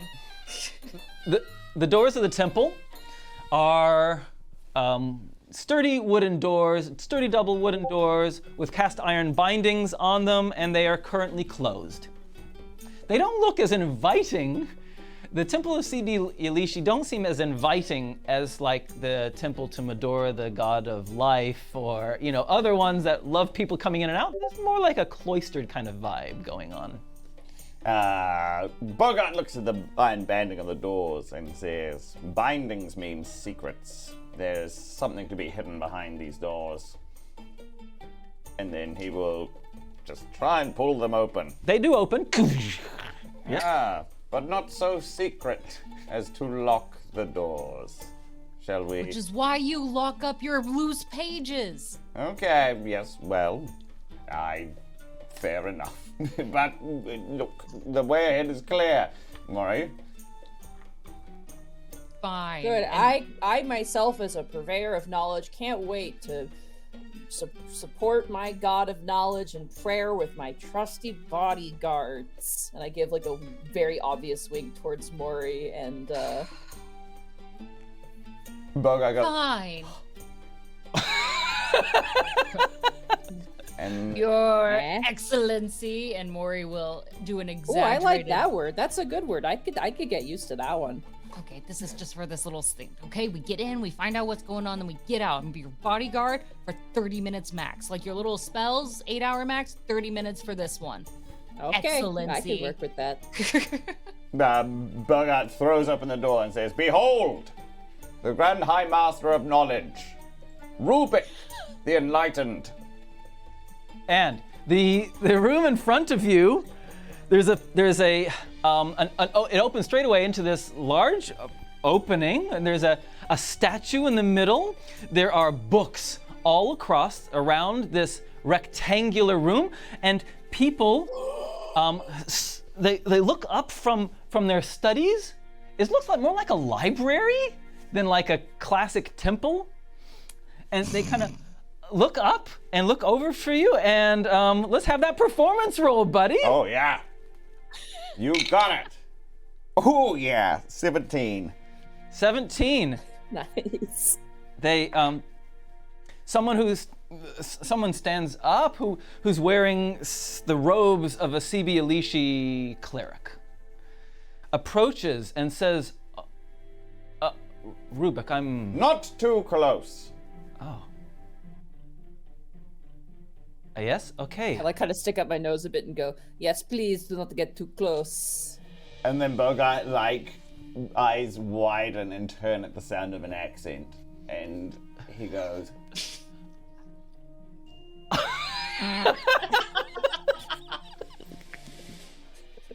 We're masters of deception, everybody. No one will ever see through this. Okay. So Rubik, you're gonna try. You used their real name. So Rubik, you're gonna try to use what sounds like a Corda accent. That's what it sounds like you're doing. So hit me with your performance roll. Oh God! Oh no! "Is it lend some All right. credence by our performance rounds?" Can Can I use my reroll? I rolled a 2. Can I use one of the rerolls from the You one of the inspirations. This is one of Jelly Sue's, one of the inspirations that Jelly Sue gave us. Good on you, Jelly. Thank you, Jelly. Oh, thank you, Jelly. Holy crap. Okay, this actually is decent. That's gonna be a 16. Okay. Yeah, okay, the accent falters. You can conceal it somehow behind a cough, or and then the accent comes on. And what an accent, rich. What's the word for melodious? It's a melodious accent. Ooh. And this priest of CB Elishi says, please forgive me. And you can see he's kind of thinking quickly, and says, how can I help you? I have traveled far from the north, and I wish to peruse your most sacred of texts. Well, please, come in. Will you be? You too. Will you be making my servants? Your servants. Will you be making an offering today? Of course. As always, I will leave an offering to my most robust and renowned of gods. But bodyguards mingle, I suppose. Yes, as I am going to go read. Okay. Your Excellency. And then Bogart kind of like Please take me. taps Moriana. Be more compelling. Get into the role. Get into it. Bowing even deeper this time. Hey. Yes, your greatest excellency. Well, I'm sorry. You're gonna Like have a folding chair cracks down. That has to be a performance role as well. I'm sorry. Oh gosh, darn it. Oh, what have I done? Mine's a -1. That will be a 7 total. Yeah. How many of those inspos did we have left? You got 6 left. Do we want to pass this? Bogart kind of says, look, sorry, my compatriot has woken up on the wrong side of bed this morning. Okay, fine. I hate to take up all of your time and distract you from your worshipping, my friend, but I do insist. Please take me to the offering place and show me some of your finer texts I wish to partake of before I continue on my way. Okay. Thank you. So let's just quickly find out what everyone's doing. So Rubik is going to go with a high priest and try to do what? What are you trying to do, Rubik? I'm just trying to basically keep his attention and like distract him so my 2 companions can maybe go around and ask a bunch of questions. Okay. And also completely self-fulfilling, I do want to read some of those books because I genuinely want the information inside for my own personal motives. Yeah, nice. Okay, thank you. Caustic, what's Maury doing? Looking around, I'd like to see if there's any other individuals who look like they may not belong there. Perhaps some other form of contact that would have been waiting to meet with Taryn. That's clever. Yeah, that makes sense. Okay, thank you. And Trubie, what you doing? One of the words written on the page was ritual, so Bogart is going to, hands behind back, kind of like walk around the aisles and just go to like walls and kind of like lightly press his ear against shelves that kind of might verge on other rooms further in this temple/library to listen for chanting. I see. Okay, here's what we're gonna do then. Trubie. Yes. For Bogart, you need to make an investigation roll. Okay. So let's do that. We're gonna go in reverse order. 18. Thank you very much. Okay. You start moving around, looking for things, doing some investigationary things. That's fine. We can come back to you later, maybe. Okay. Maury, you're scanning the room, looking for people. Go ahead. Let's make that. I think insight's probably the closest. Okay. 16. 16's pretty solid as well. And I'll come back to you in a moment as well. And Rubik, you start looking around the shelves and talking and blah, blah, blah. All right. I'm gonna offer 5 gold Oh. to the temple.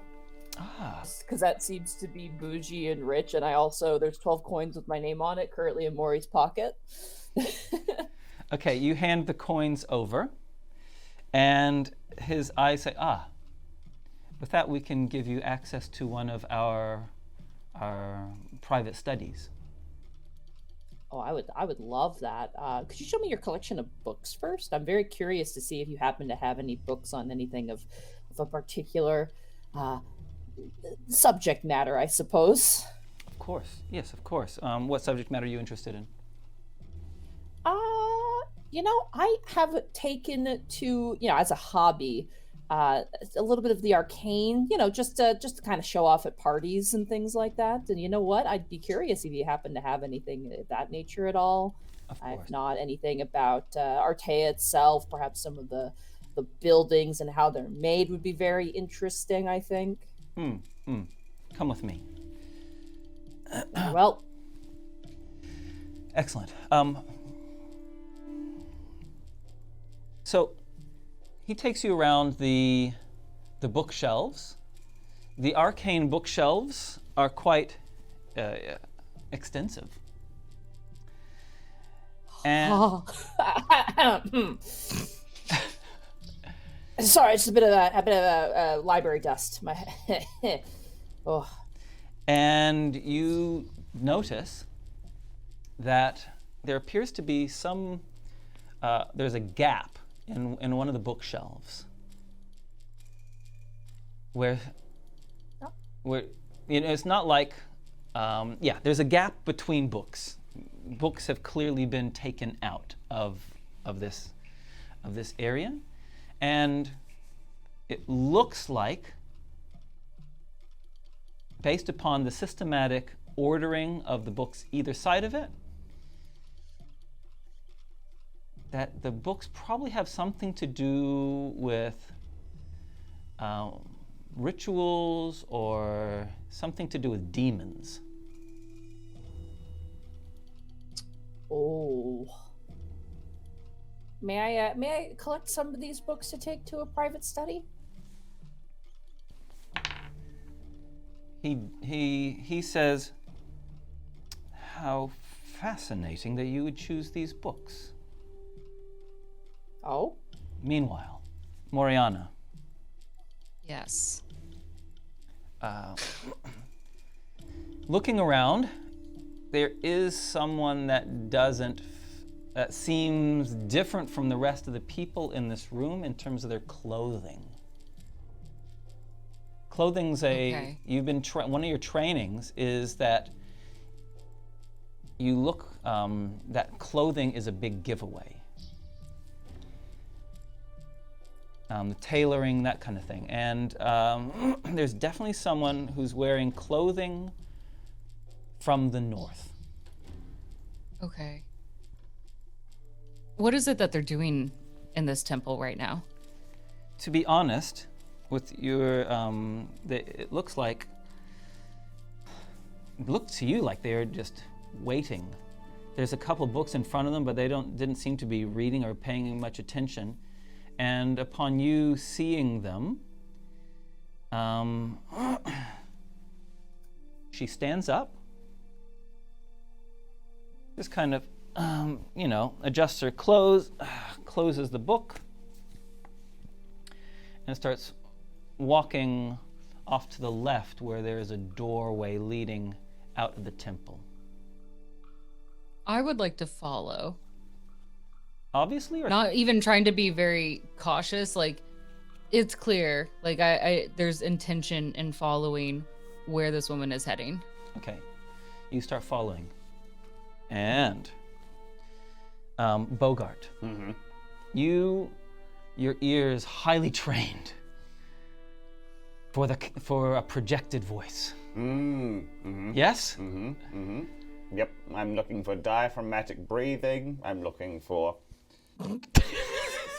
supported supported voice. Yes, absolutely. Yes. I'm looking for the telltale signs of group chanting, voices in concert. Yes. And you find none. You find none, but you do see what's happened with the other two. I see Moriana approaching an exit. Approaching an exit, following someone. Great. So then Bogart knows to place himself between Moriana and Rubik, so that if Moriana goes out of sight, then Bogart will follow to a point where Rubik can still see where Bogart is. Okay.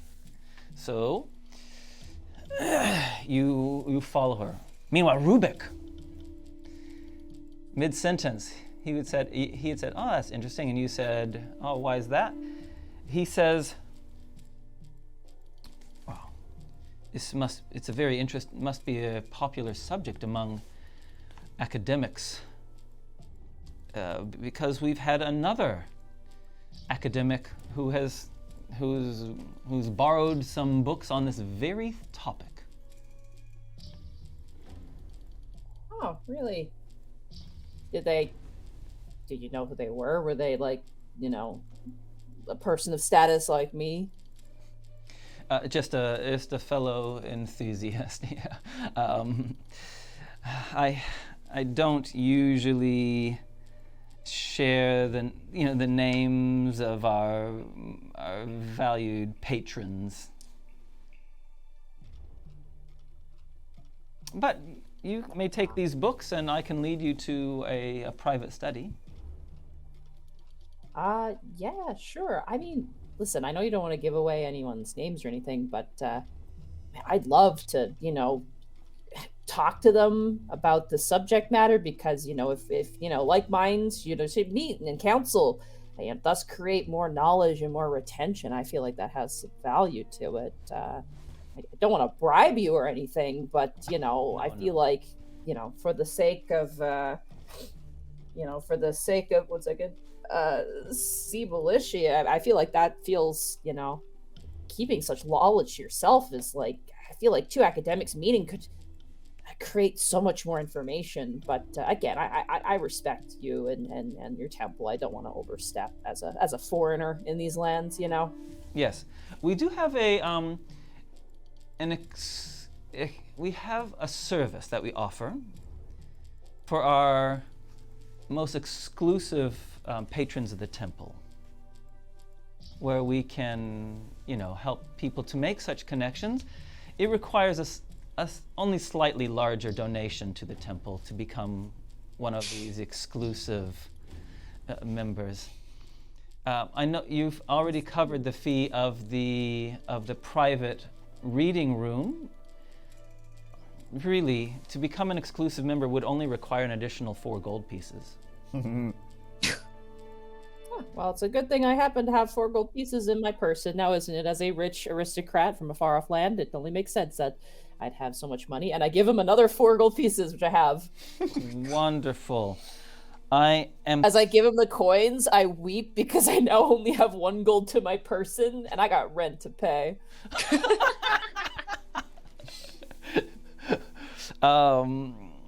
He says, "Yes, come with me, and very well. We can discuss this in more private chambers."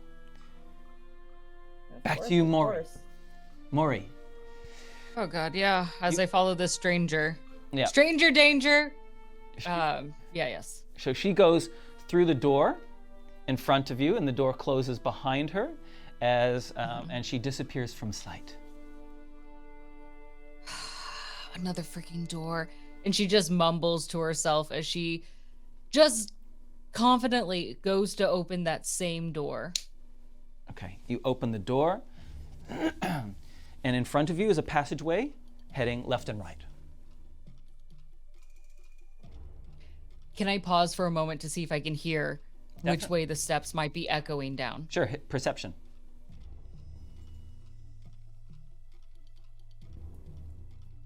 Woo! 21.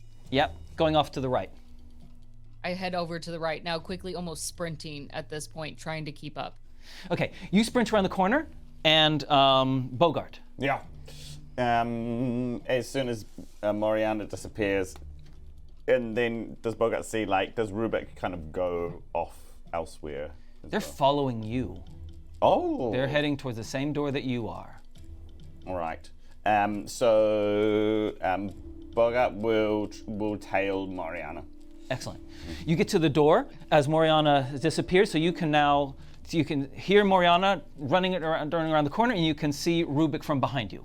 Excellent. So- He kind of fires back a look at Rubik,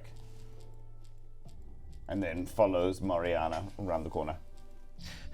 Mori, you sprint around the corner, and you see Yes. this woman locks eyes with you, sees that you're clearly following her, and ducks into a room 20 feet ahead. There's a number of beautifully polished mahogany doors along this corridor, all on the far side of the corridor, and she has gone down this second one, and she's gone into a room, ducks into this room. As I get to that door, that same door that she ducks behind, I'd like to knock first, almost very quietly, but putting my face leaning against that door, like, please, I just need to talk. And there is no reply. I'm gonna knock louder. Please, just let me in. The door unclasps and swings silently on well-oiled hinges inward. As it opens, you can see the room in front is clearly a private study. There are books on the table, and there are bookshelves around it, and there is a beautiful stained glass window looking out on the opposite side of the room. Why did you run? Who were you planning to meet here? You Just getting straight to the point. You don't She see her. doesn't look anywhere else. You don't see her. Oh, I don't see her? Oh, this is an empty room? At the moment, it looks that way. I would like to look out that window. Okay, you move into the room. Back to you, Rubik. So the priest approaches and says, "Okay, we have our private study rooms just through here." And sees you, Bogart, and says, "Excuse me, sir." Yes, of course. And which way does it look like they're heading? They pass you and they head to the left. Okay. Great. Well, I'll be here going down the passageway to the right. Rubik, you doing anything? I will actually turn to the priest and be like, "Oh, actually, do you want to see one of these spells I was working on? It's not dangerous at all. It's actually very impressive because I noticed you're carrying all those books and they look rather heavy. You want to see it?" Yes, sure, of course. All right. I will ritual cast Unseen Servant, and an invisible force will pick up my pile of books from this priest. Very good. All right. Now, you two are in the Take court. take. Go ahead. Oh, Go ahead. sorry, No, sorry, go ahead. you go. I turn towards the priest and go, I don't want to keep you from your very important holy duties. So you said the room to the left, correct? He says, "Yes, but I need to." Meanwhile, Moriana, Oh no. you enter the room, and the door closes behind you. Bogart, you see the door close as she enters, and from nowhere, this woman appears, dagger in her hand, and she leaps on you and gets a 21. Yeah, 21 hits. And we'll quickly set this up. Can you set up a table, a couple chairs for me? I know that we're being attacked, but in this hot moment, Mori just has this immediate thought of, finally, thank you. See, everybody carries daggers with them. Like, this seems logical. Wait, no, this is actually bad, though. But it's normal. Like, this is how people are supposed to handle themselves. Everybody has a dagger. This is expected. So It's bad, but it's expected. This is a very U.S. mentality, isn't it? great. You enter the room. You see the bookshelf. The window is on the opposite side of the room. Okay, and the woman strikes you, gets a 22, and sneak attack damage. Oh no. Oh, No. it's an assassin. Uh-oh. 16 hit points of damage. Oh. Oh no, oh no, oh no. And then she runs and slides and kind of merges with the furniture, and it's like she was there and then she's gone. Rubik, what are you doing? Wait. Do Actually, I hear anything or? I think. Sorry. I got this wrong. I think the initiative order is actually Mori, then Bogart, then Rubik. So we're gonna go in that initiative order. Mori, what you doing? Okay, in this moment, I'd like to immediately whip out my dagger and kind of stay low to the ground, pulling myself against the wall to help minimize where I think might be opportunities for attack. Where are you? I just need to talk. We can do this either two ways. We sit down in these chairs and we have a nice little word back and forth, or only one of us is going out through that door at the end of the day. Which one do you want? All right, you spend the turn talking. I love it. Yes. Classic me. Classic you. Bogart. Bogart notices the sharp way in which the door was closed, and he says, urgency, and then runs towards the door and opens the thing, because he suspects a scuffle. You, in fact, have reason to believe that there has been a scuffle already as you burst into the room and you see Mori is bleeding. There is blood dripping down her arm. Oh, you're being assailed. Both of you can make perception rolls. I will. 16. No. 9. Excellent. Mori? There's somebody in here, and I think they're the furniture. I would like to stab at the table.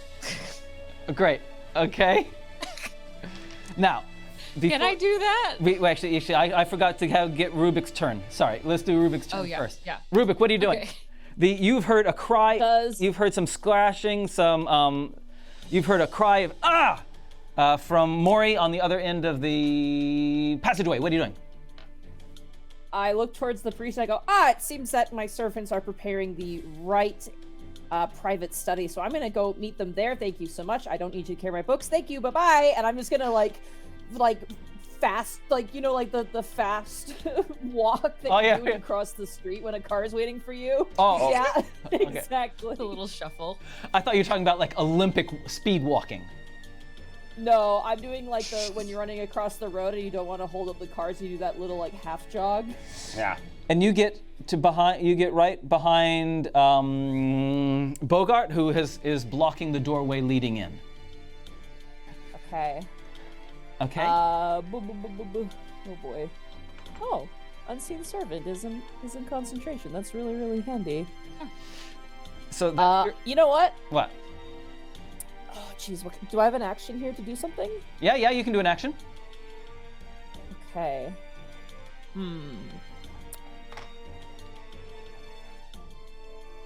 What do I want to do here? Sorry, I should have thought about this maybe a bit more. That's okay. You freeze. Moving on. Second round. Yes. The assassin, the woman who slid in behind the chairs over here, appears in a different place, throws a dagger at Mori. Come on! I'm just trying to talk to you. At advantage, rolls a 20. Yeah, that hits. Jeez. More sneak attack. Oh, whoa. Another 16. Are you still up? I am.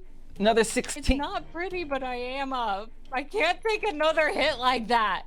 And she moves I'm over. looking. Go ahead. What are you saying? Sorry. I'm looking very bad at this moment, frustrated. Would you stop hitting me?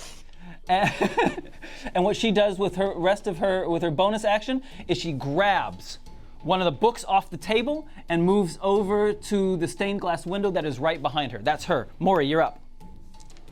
Okay, I would like to just take out my own dagger and try to throw it at her. This is how you're supposed to do it. Okay, go for it. Trying to showcase to the others. Does a 13 hit? No. Okay, I'm mad. I'm taking one of those inspos. You're right? taking I need inspiration? this. I'm sorry. You're I've been hit multiple times. I want to hit them. This is thanks Wedward for the inspo. This is yours. Go for it. What'd you get? Thank you. All right, this time around it is better with a 15. A 15 just barely hits. Oh my gosh, thank goodness. I was gonna have no pride if I did the same. All right, well that's a total of 6 piercing damage. Oh, that is. I'm sorry. That's pretty useless.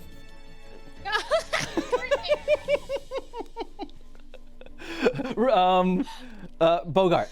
And then Bogart comes into the room and he looks at this person and says, I believe this person means you harm, Moriana. And then charges here, jumps up onto the table and then tries to just elbow drop her. Boomba! Athletics roll first. Okay, here comes athletics. And what happens if you do well on this? I'm gonna get extra damage because of the weight of your body through the Ooh, air. yes, come on. Okay. Natural 20. Boom! Oh! Yeah. Oh my gosh, RKO out of nowhere.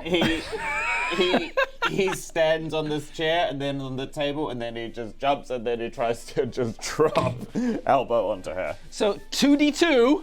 Oh yeah. Because you get to double the d2 Oh yeah. plus your strength modifier. Critical elbow. But I get savage attack.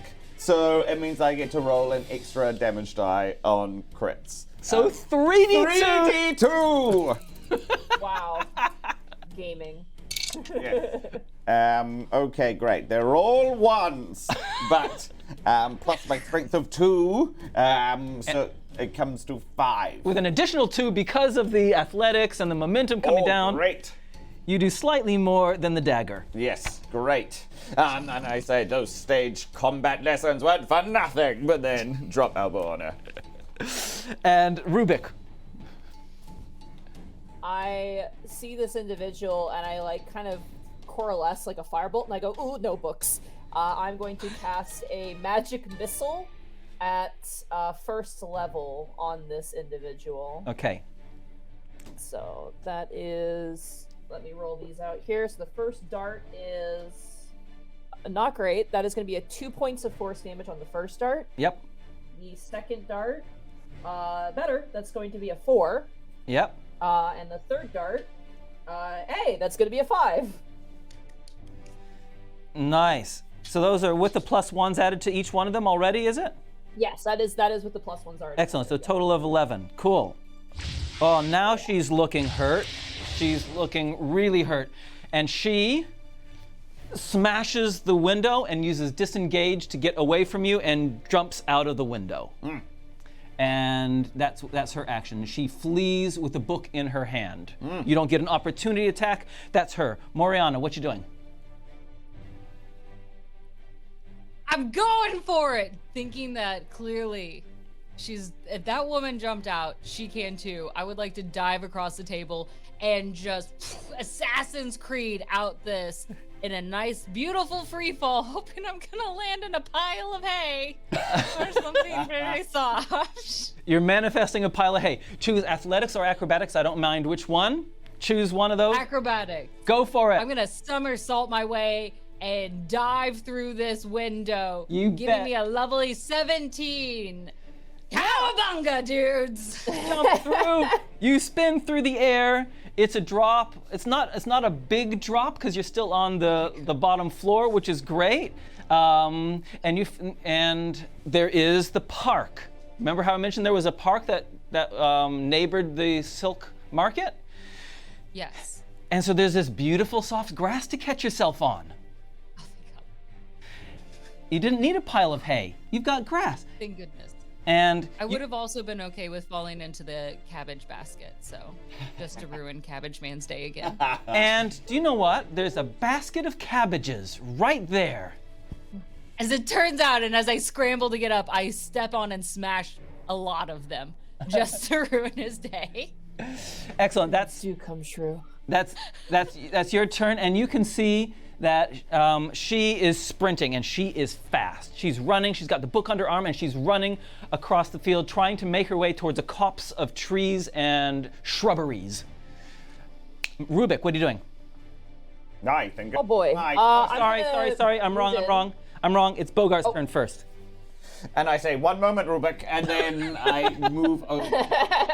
And I move over to the window, and then I kind of thumb out the window. I say, "This way, Rubes," and then I likewise dive out the window.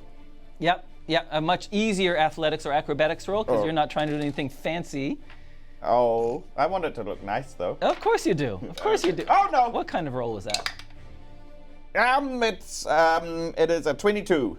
It looks very nice. Yes, and as I use my momentum to keep rolling forward, and I also land in a basket of cabbages, and as I roll forward, they fly everywhere, and I hit the ground running. Excellent. So you are equidistant between.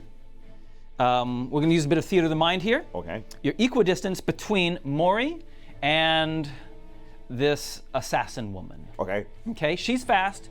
You're probably faster. Oh. Last one, Rubik. What you doing, Rubik? I'm going to run into the room, go where the window is broken. Yes. I am made of paper mache and spit, so I'm not going to jump out the window. Do I see the woman running, and how Yes. far is she? She's only 60 feet away. She's only 60 feet away. Okay.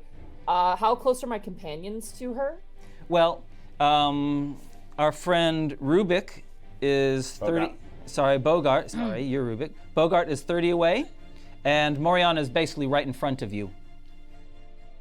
Right in front of me. Okay.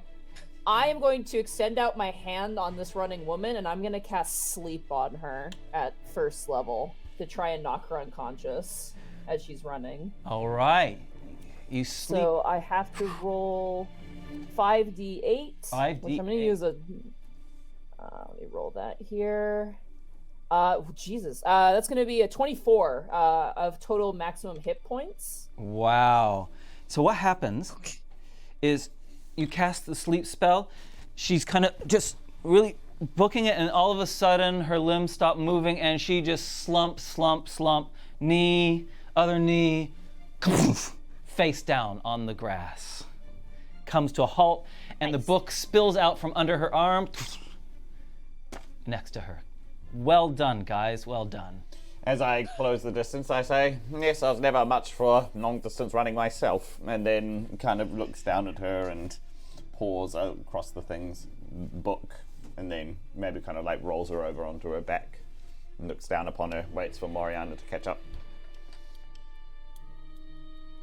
I'm going to have my unseen servant close the door behind me just to kind of block the sound and just like look at the window like, beans. It's fine. She just ran too much, and Maury's going to kind of pick up the first half, like around her shoulders, cradling her neck a little bit, and try to pull the woman back closer to the building, so that way they're not just like smack dab out in the open. Great. Yep. Perfect. And you've got. Can you get the book? Bogart, get the book. Get the book. You got it. And then Bogart, one hand on the book, the other hand kind of like trying to help maneuver this person. The book has some, similar to my planning book, has some silk tassels. 2 silk tassels placed in the book at certain pages. This person didn't want to lose their place. Must be a real page turner then. So she is sound asleep, pushed up against the wall, the external wall of the temple. What's the plan, guys?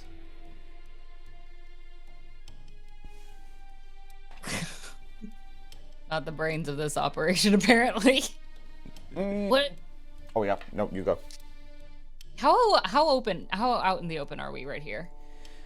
It opens straight up to this park, and this close copse of shrubs and trees are about 90 feet away. It's pretty open. Okay. Yeah, Bogart says, can I have your water skin again, Moriana? Yeah, sure. And she'll toss it over to you. And then he'll, like, start applying water to, like, I don't know, like some cloth or, like, some just material and pretend he's, like, dabbing her forehead down, like they're administering some sort of care to her. Yeah. Just to put on this woman's being looked after is the image he wants to try and sell. Lovely. Good idea. Okay, and then what are you guys doing? Rubik! Trying to yell up through the window. Yeah. Here, take a look at this. And I'm going to try to toss this book. Whoa. Up to- Don't throw it. Come on. We're not. Come on. And I cast Mage Hands, and I will just gently pick the book up and bring it up to myself.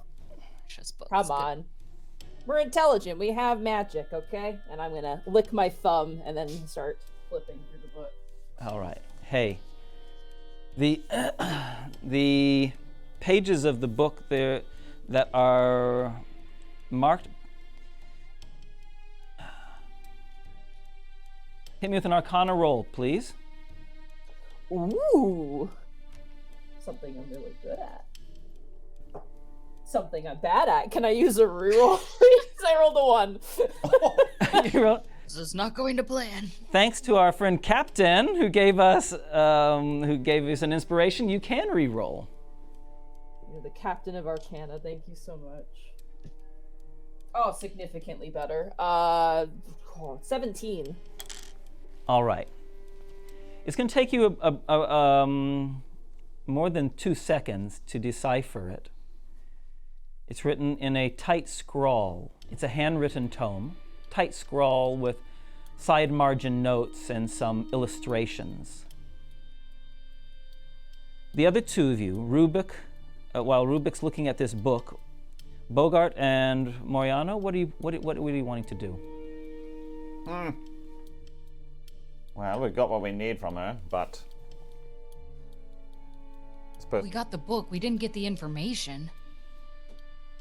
Right. Here, what kind of shoes is she wearing? She's wearing very nice, soft leather, black mid-calf boots. Okay, are they like laced up on the back or front? Front. I would like to unlace them a little bit and tie them together. Perfect. Nice. Just like as a security net, just in case she runs. Yep, good idea. All right. Cool. So we got Bogart pretending to be administering aid, you tying her. Rubik, we'll just skip to the chase. Okay.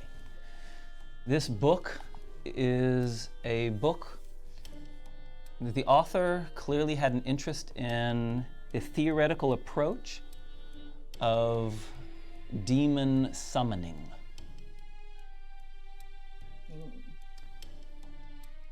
And the one of the pages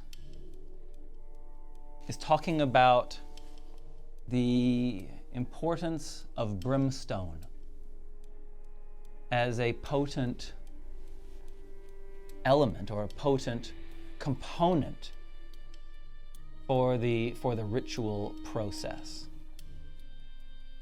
And it's talking about how when drawing the summoning shapes, there are many things that you can use to draw those shapes, and many of them are effective. But there's something particularly potent in connection of the bridging that allows the summoning demons to happen when brimstone is involved. The other page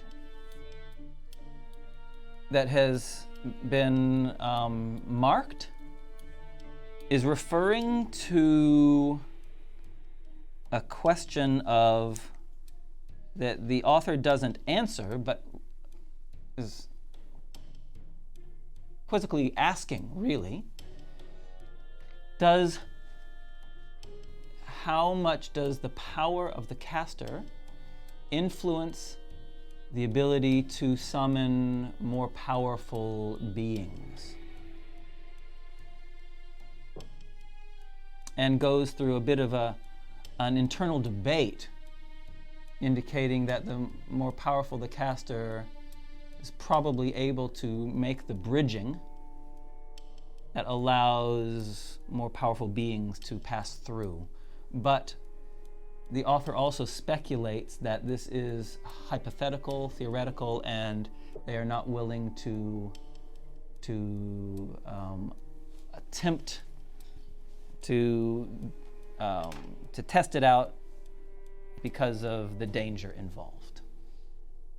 Can I look down to Bogart and be like, "Hey, Bogart! Yes. Bogart, can Yeah. I steal those things we got from the pocket of our old friend, you know?" You wanna... What? You want me to... The pieces of paper, the things we found in the pocket that I gave you. Yes, the literature, yes. Thank you very much. I'm gonna mage hand those up to myself, and I want to see if these pages align with the ripped out pages of this book. Good thinking, but no. Good thinking, but no. Oh, interesting. Okay. Interesting. Are you guys okay down there? You want to maybe get back up in here with our friend, or Yeah, that's right. Bogart returns to the situation at hand. He's like, okay, well, we've got somebody who means us harm. What should we do with her? What, hoist her back up there as if she's made of feathers? Well, I mean, she does look light. Well, can you mage hand her back into the room, or do you want us to try to toss her instead?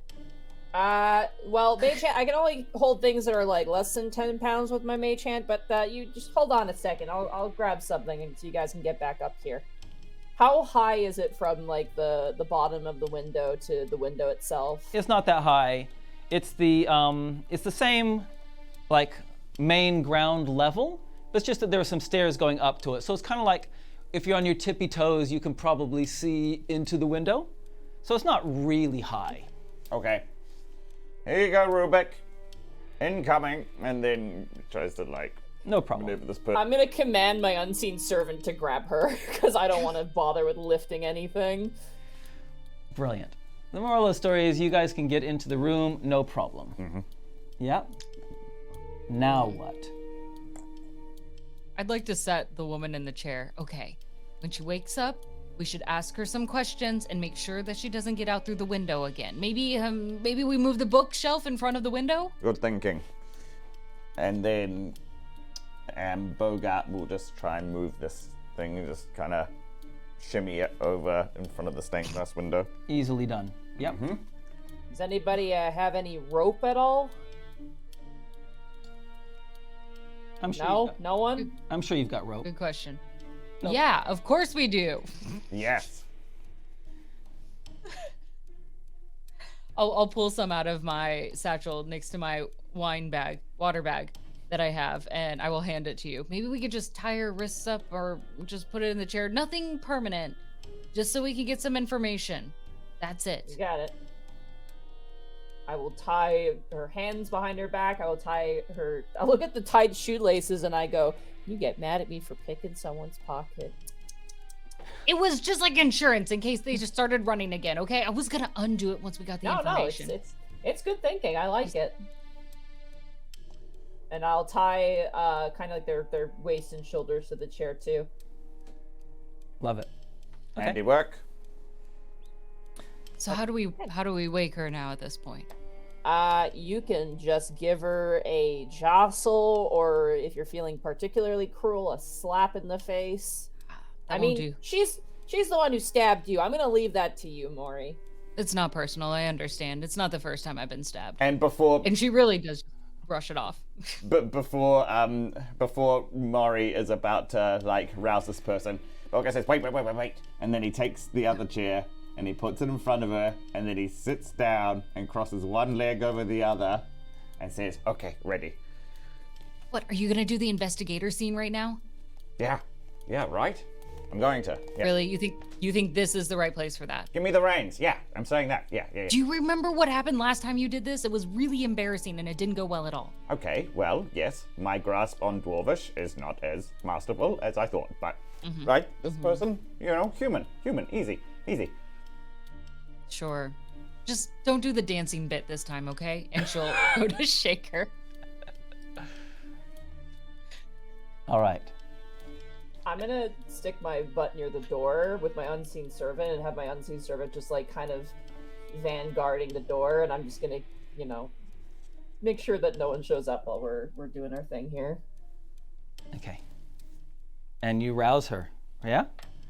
She's woken, she comes to, she's tied up, she's not gagged, she's tied to the chair, she wakes up, and she sees you, and she instantly tries to, and then quickly sees that she is bound far too tightly to get up, and her attitude changes from that brief moment of panic to more collected, and she looks at you. And then Bogart says, "Nice of you to join us again." She smiles but doesn't reply. Mm-hmm. We understand that you are trying to meet someone there at this temple of knowledge. She does not reply. Tearing under. She does not reply. Okay. Well, someone of your skills is likely hired. We too are hired, in fact. No personal stakes in this for us. No personal stakes in this for you. As far as you're concerned, you could leave this contract failed, but with your life still, if you simply tell us under whose employ you are. All right, you want to? Are you gonna adding any kind of skill check on that or not? I would like to persuade her. Persuade her. Okay, great. There we go. 20 dirty. All right. She looks at you. She looks at the weapons around. She looks over at Rubik. Magic's very unusual. It's not common for people to cast. And Bogart says, "Yes, I know. They're very short for dragonborn, but there is no reason to mistrust." My face scrunches up like I smelled something bad, and I keep my nose to the book. She says, "What do you offer?" Offer? Yeah, what do you offer? That which is already yours? Namely? Your life? Ah.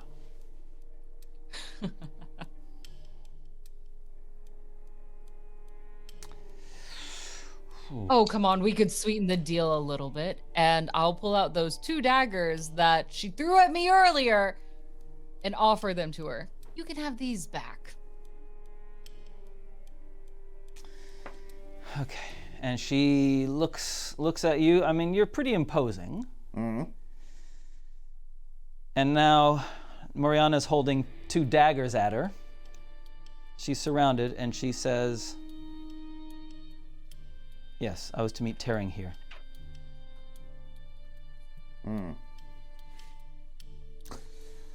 Who put you up to the task?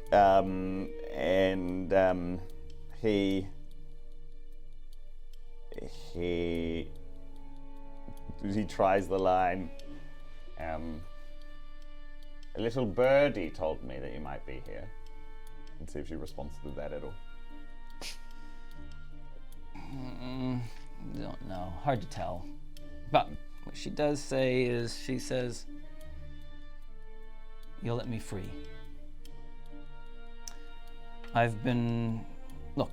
She says, I just do this for the money. I'm not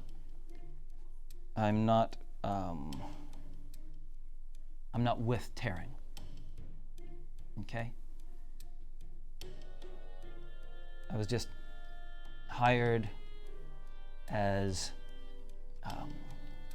protection, a second blade, and we traveled together.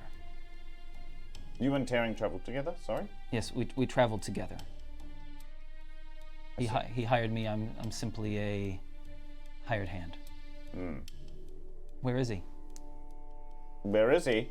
Yes. Unavailable. Yes, unavailable. Is that code word for dead? No. Not dead yet. Not dead yet. Depends on how nice you treat us, I suppose. And she says to you, she says, wait, and she kind of relaxes into the ball. She says, you don't know what he's here for.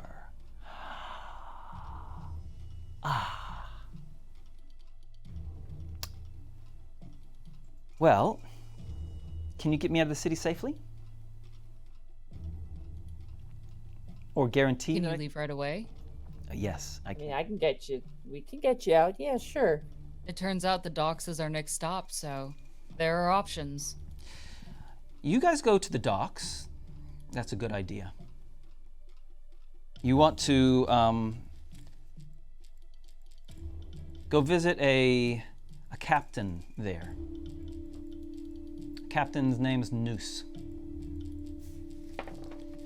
That's where you want to go. That's where we came over. You're not...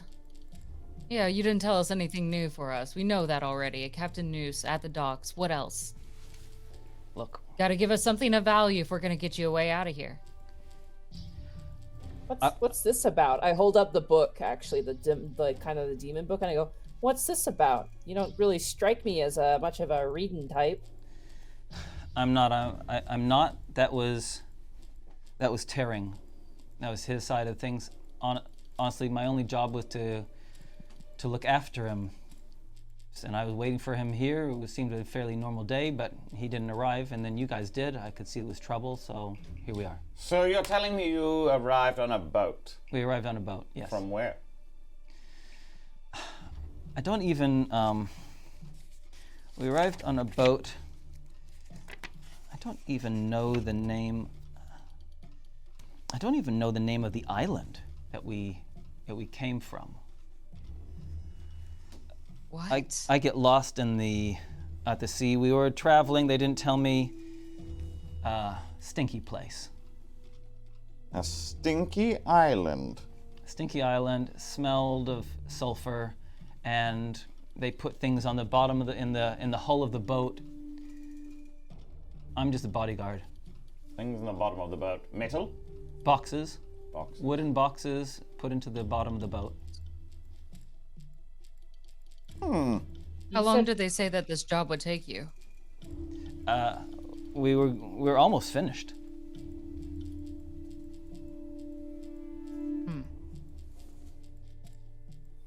Rubik kind of like looks down at the book and then has sort of a wide-eyed revelation and goes, "You're on a stinky island, which then cargo is loaded off of into your boat."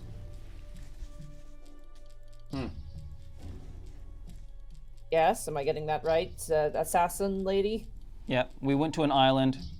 I was just the bodyguard, and on this sulfurous-smelling island, wooden boxes were put into the hull of the boat, and then we traveled to Aratai.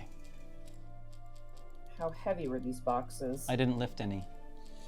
It's not my job. Bogart sees Rubik trying to put it together and then turns back to him and goes, volcano?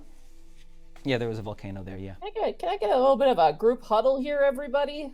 Yeah. What is it? What are you thinking? Wait, hold I on. think those wooden boxes. Are we including her in the group huddle? I know. Okay. You know what? Surprisingly, Bogart? Yeah, that's how serious this is. All right. And then he kind of muscles her chair over and then...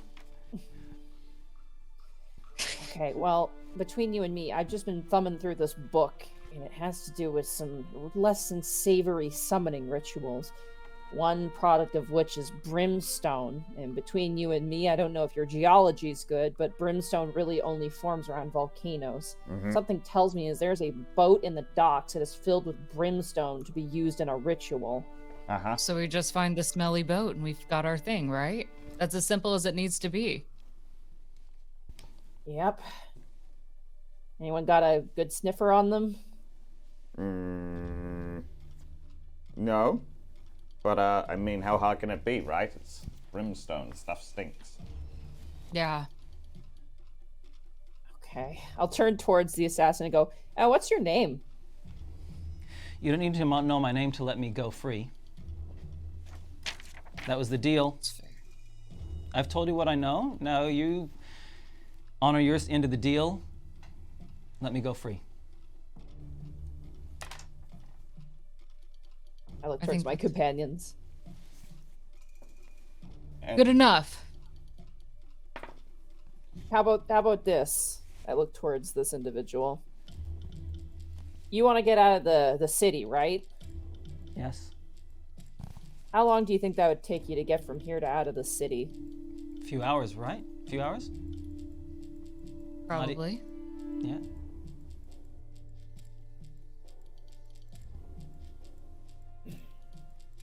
You can either give me one of two names here. Yours or the boat you traveled on. And I will make you invisible for 1 hour of your venture out of the city. How's that for a deal? That's a good deal. That's a good deal. I prefer the boat. Sure. The boat's name is Corin's Bride.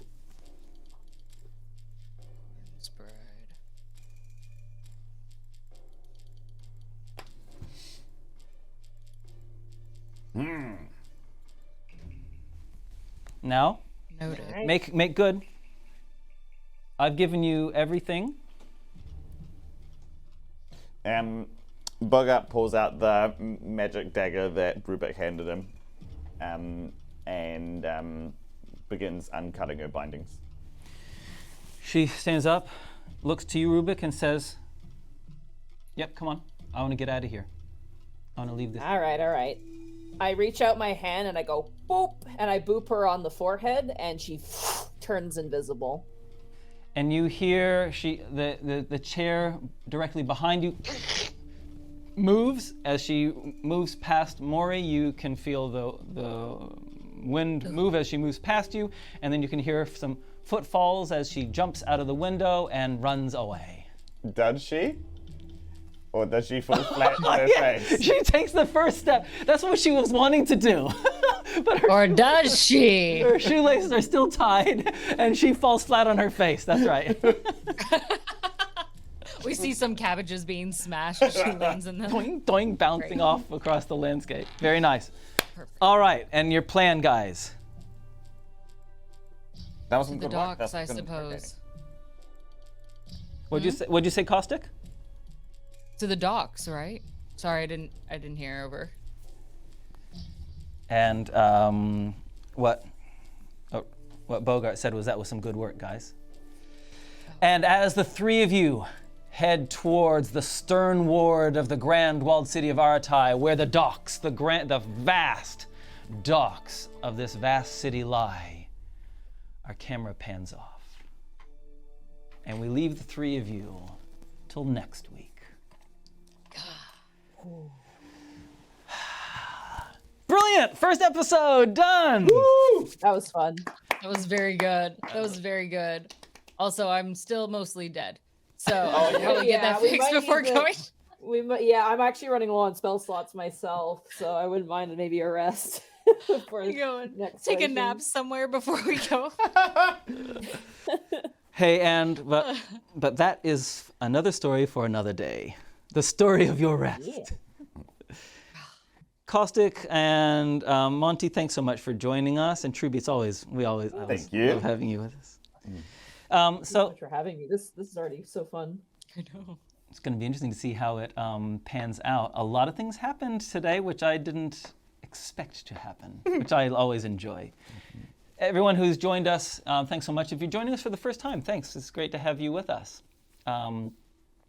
to all of our followers and subscribers, thank you so much. If you're new, do hit that follow button. We'd really appreciate that. And don't be afraid of subscribing. It really helps. And as you can see, these subs give our characters advantages, which is nice. We'll just say a couple of other thanks before we turn to you, Monty, and Caustic to give some shameless self-promotion. So just get ready for the shameless self-plug to come up. So first of all, thanks to our Patreons, and I see in our chat that we have some Patreons with us today. We love you guys. Thanks so much for all your help. And if you're considering becoming a Patreon, please, do consider it. It really helps support our show, and we give some exclusive content to our Patreons. And this week, we're giving exclusive art of the Spies of Aratai, wallpaper, and that kind of stuff is what we're doing this week. You want to talk about BD&D, perhaps? Oh, yes, BD&D, one of our mighty fine sponsors. They can provide you with all sorts of things, including special sparkly dice. They've got paints for all your minis. They've got Magic the Gathering cards. Come fight me in Commander if you dare. I'm really good. I'm not. They've got board games, and they've got all the books that you might need for all kinds of different tabletop RPGs. So make sure to check them out. We love them. And they have a discount code. Dice Legenz gets you 10% discount off their already good prices. So and our other one is D20 Collective. We'll show a couple of dice sets that they've given us, that they've sent us. Unfortunately, the metal dice that we have, we can't show you because one of our players loves them so much they've taken them home with them. He sleeps with them. So D20 Collective, they've got sale dice every week, just down to $5, and then they've got a full range of gemstone dice, wooden dice, dice bundles, classic dice. Caustic, you were talking about dragon dice before that they had. Yes.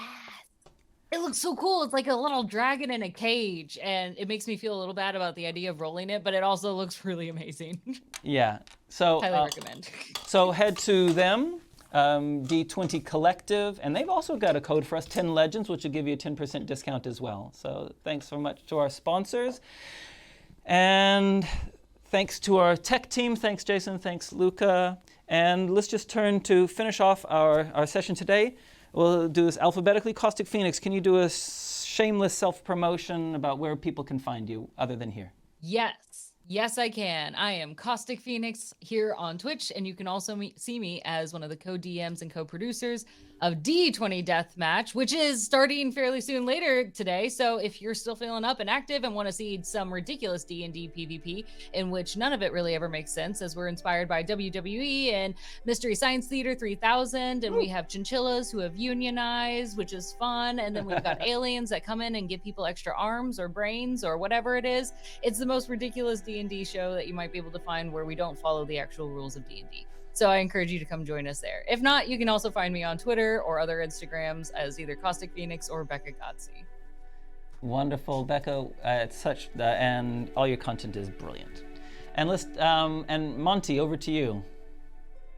Hi, you can find me at MontyGlu on Twitter, and you can find me at twitch.tv/TheUnexpectables, where I DM The Unexpectables. I also DM pre-written modules on my own personal Twitch stream, which is twitch.tv/MontyGlu. You also check out my YouTube, which is MontyGlu. I'm running way too much D&D right now, but if you're interested in a large epic campaign in the form of 5 intrepid adventurers saving a country, definitely check out The Unexpectables. We got pie ghosts. We have succubus bakers who are trapped in baking purgatory, and we have giant holes with demons in them. Definitely check it, as they've just completed, I think, their 3rd quest, and they're on their way, possibly, to save the land of Easonvale. Nice. Thank you, Monty. Thanks, Caustic. Great to have you with us. Okay, guys, we're going to catch you next week. If you want to hang around in the chat after the credits, I'm going to hang around. These other guys probably won't, but I'll be here, and we will see you guys after the credits. Catch you later. Bye.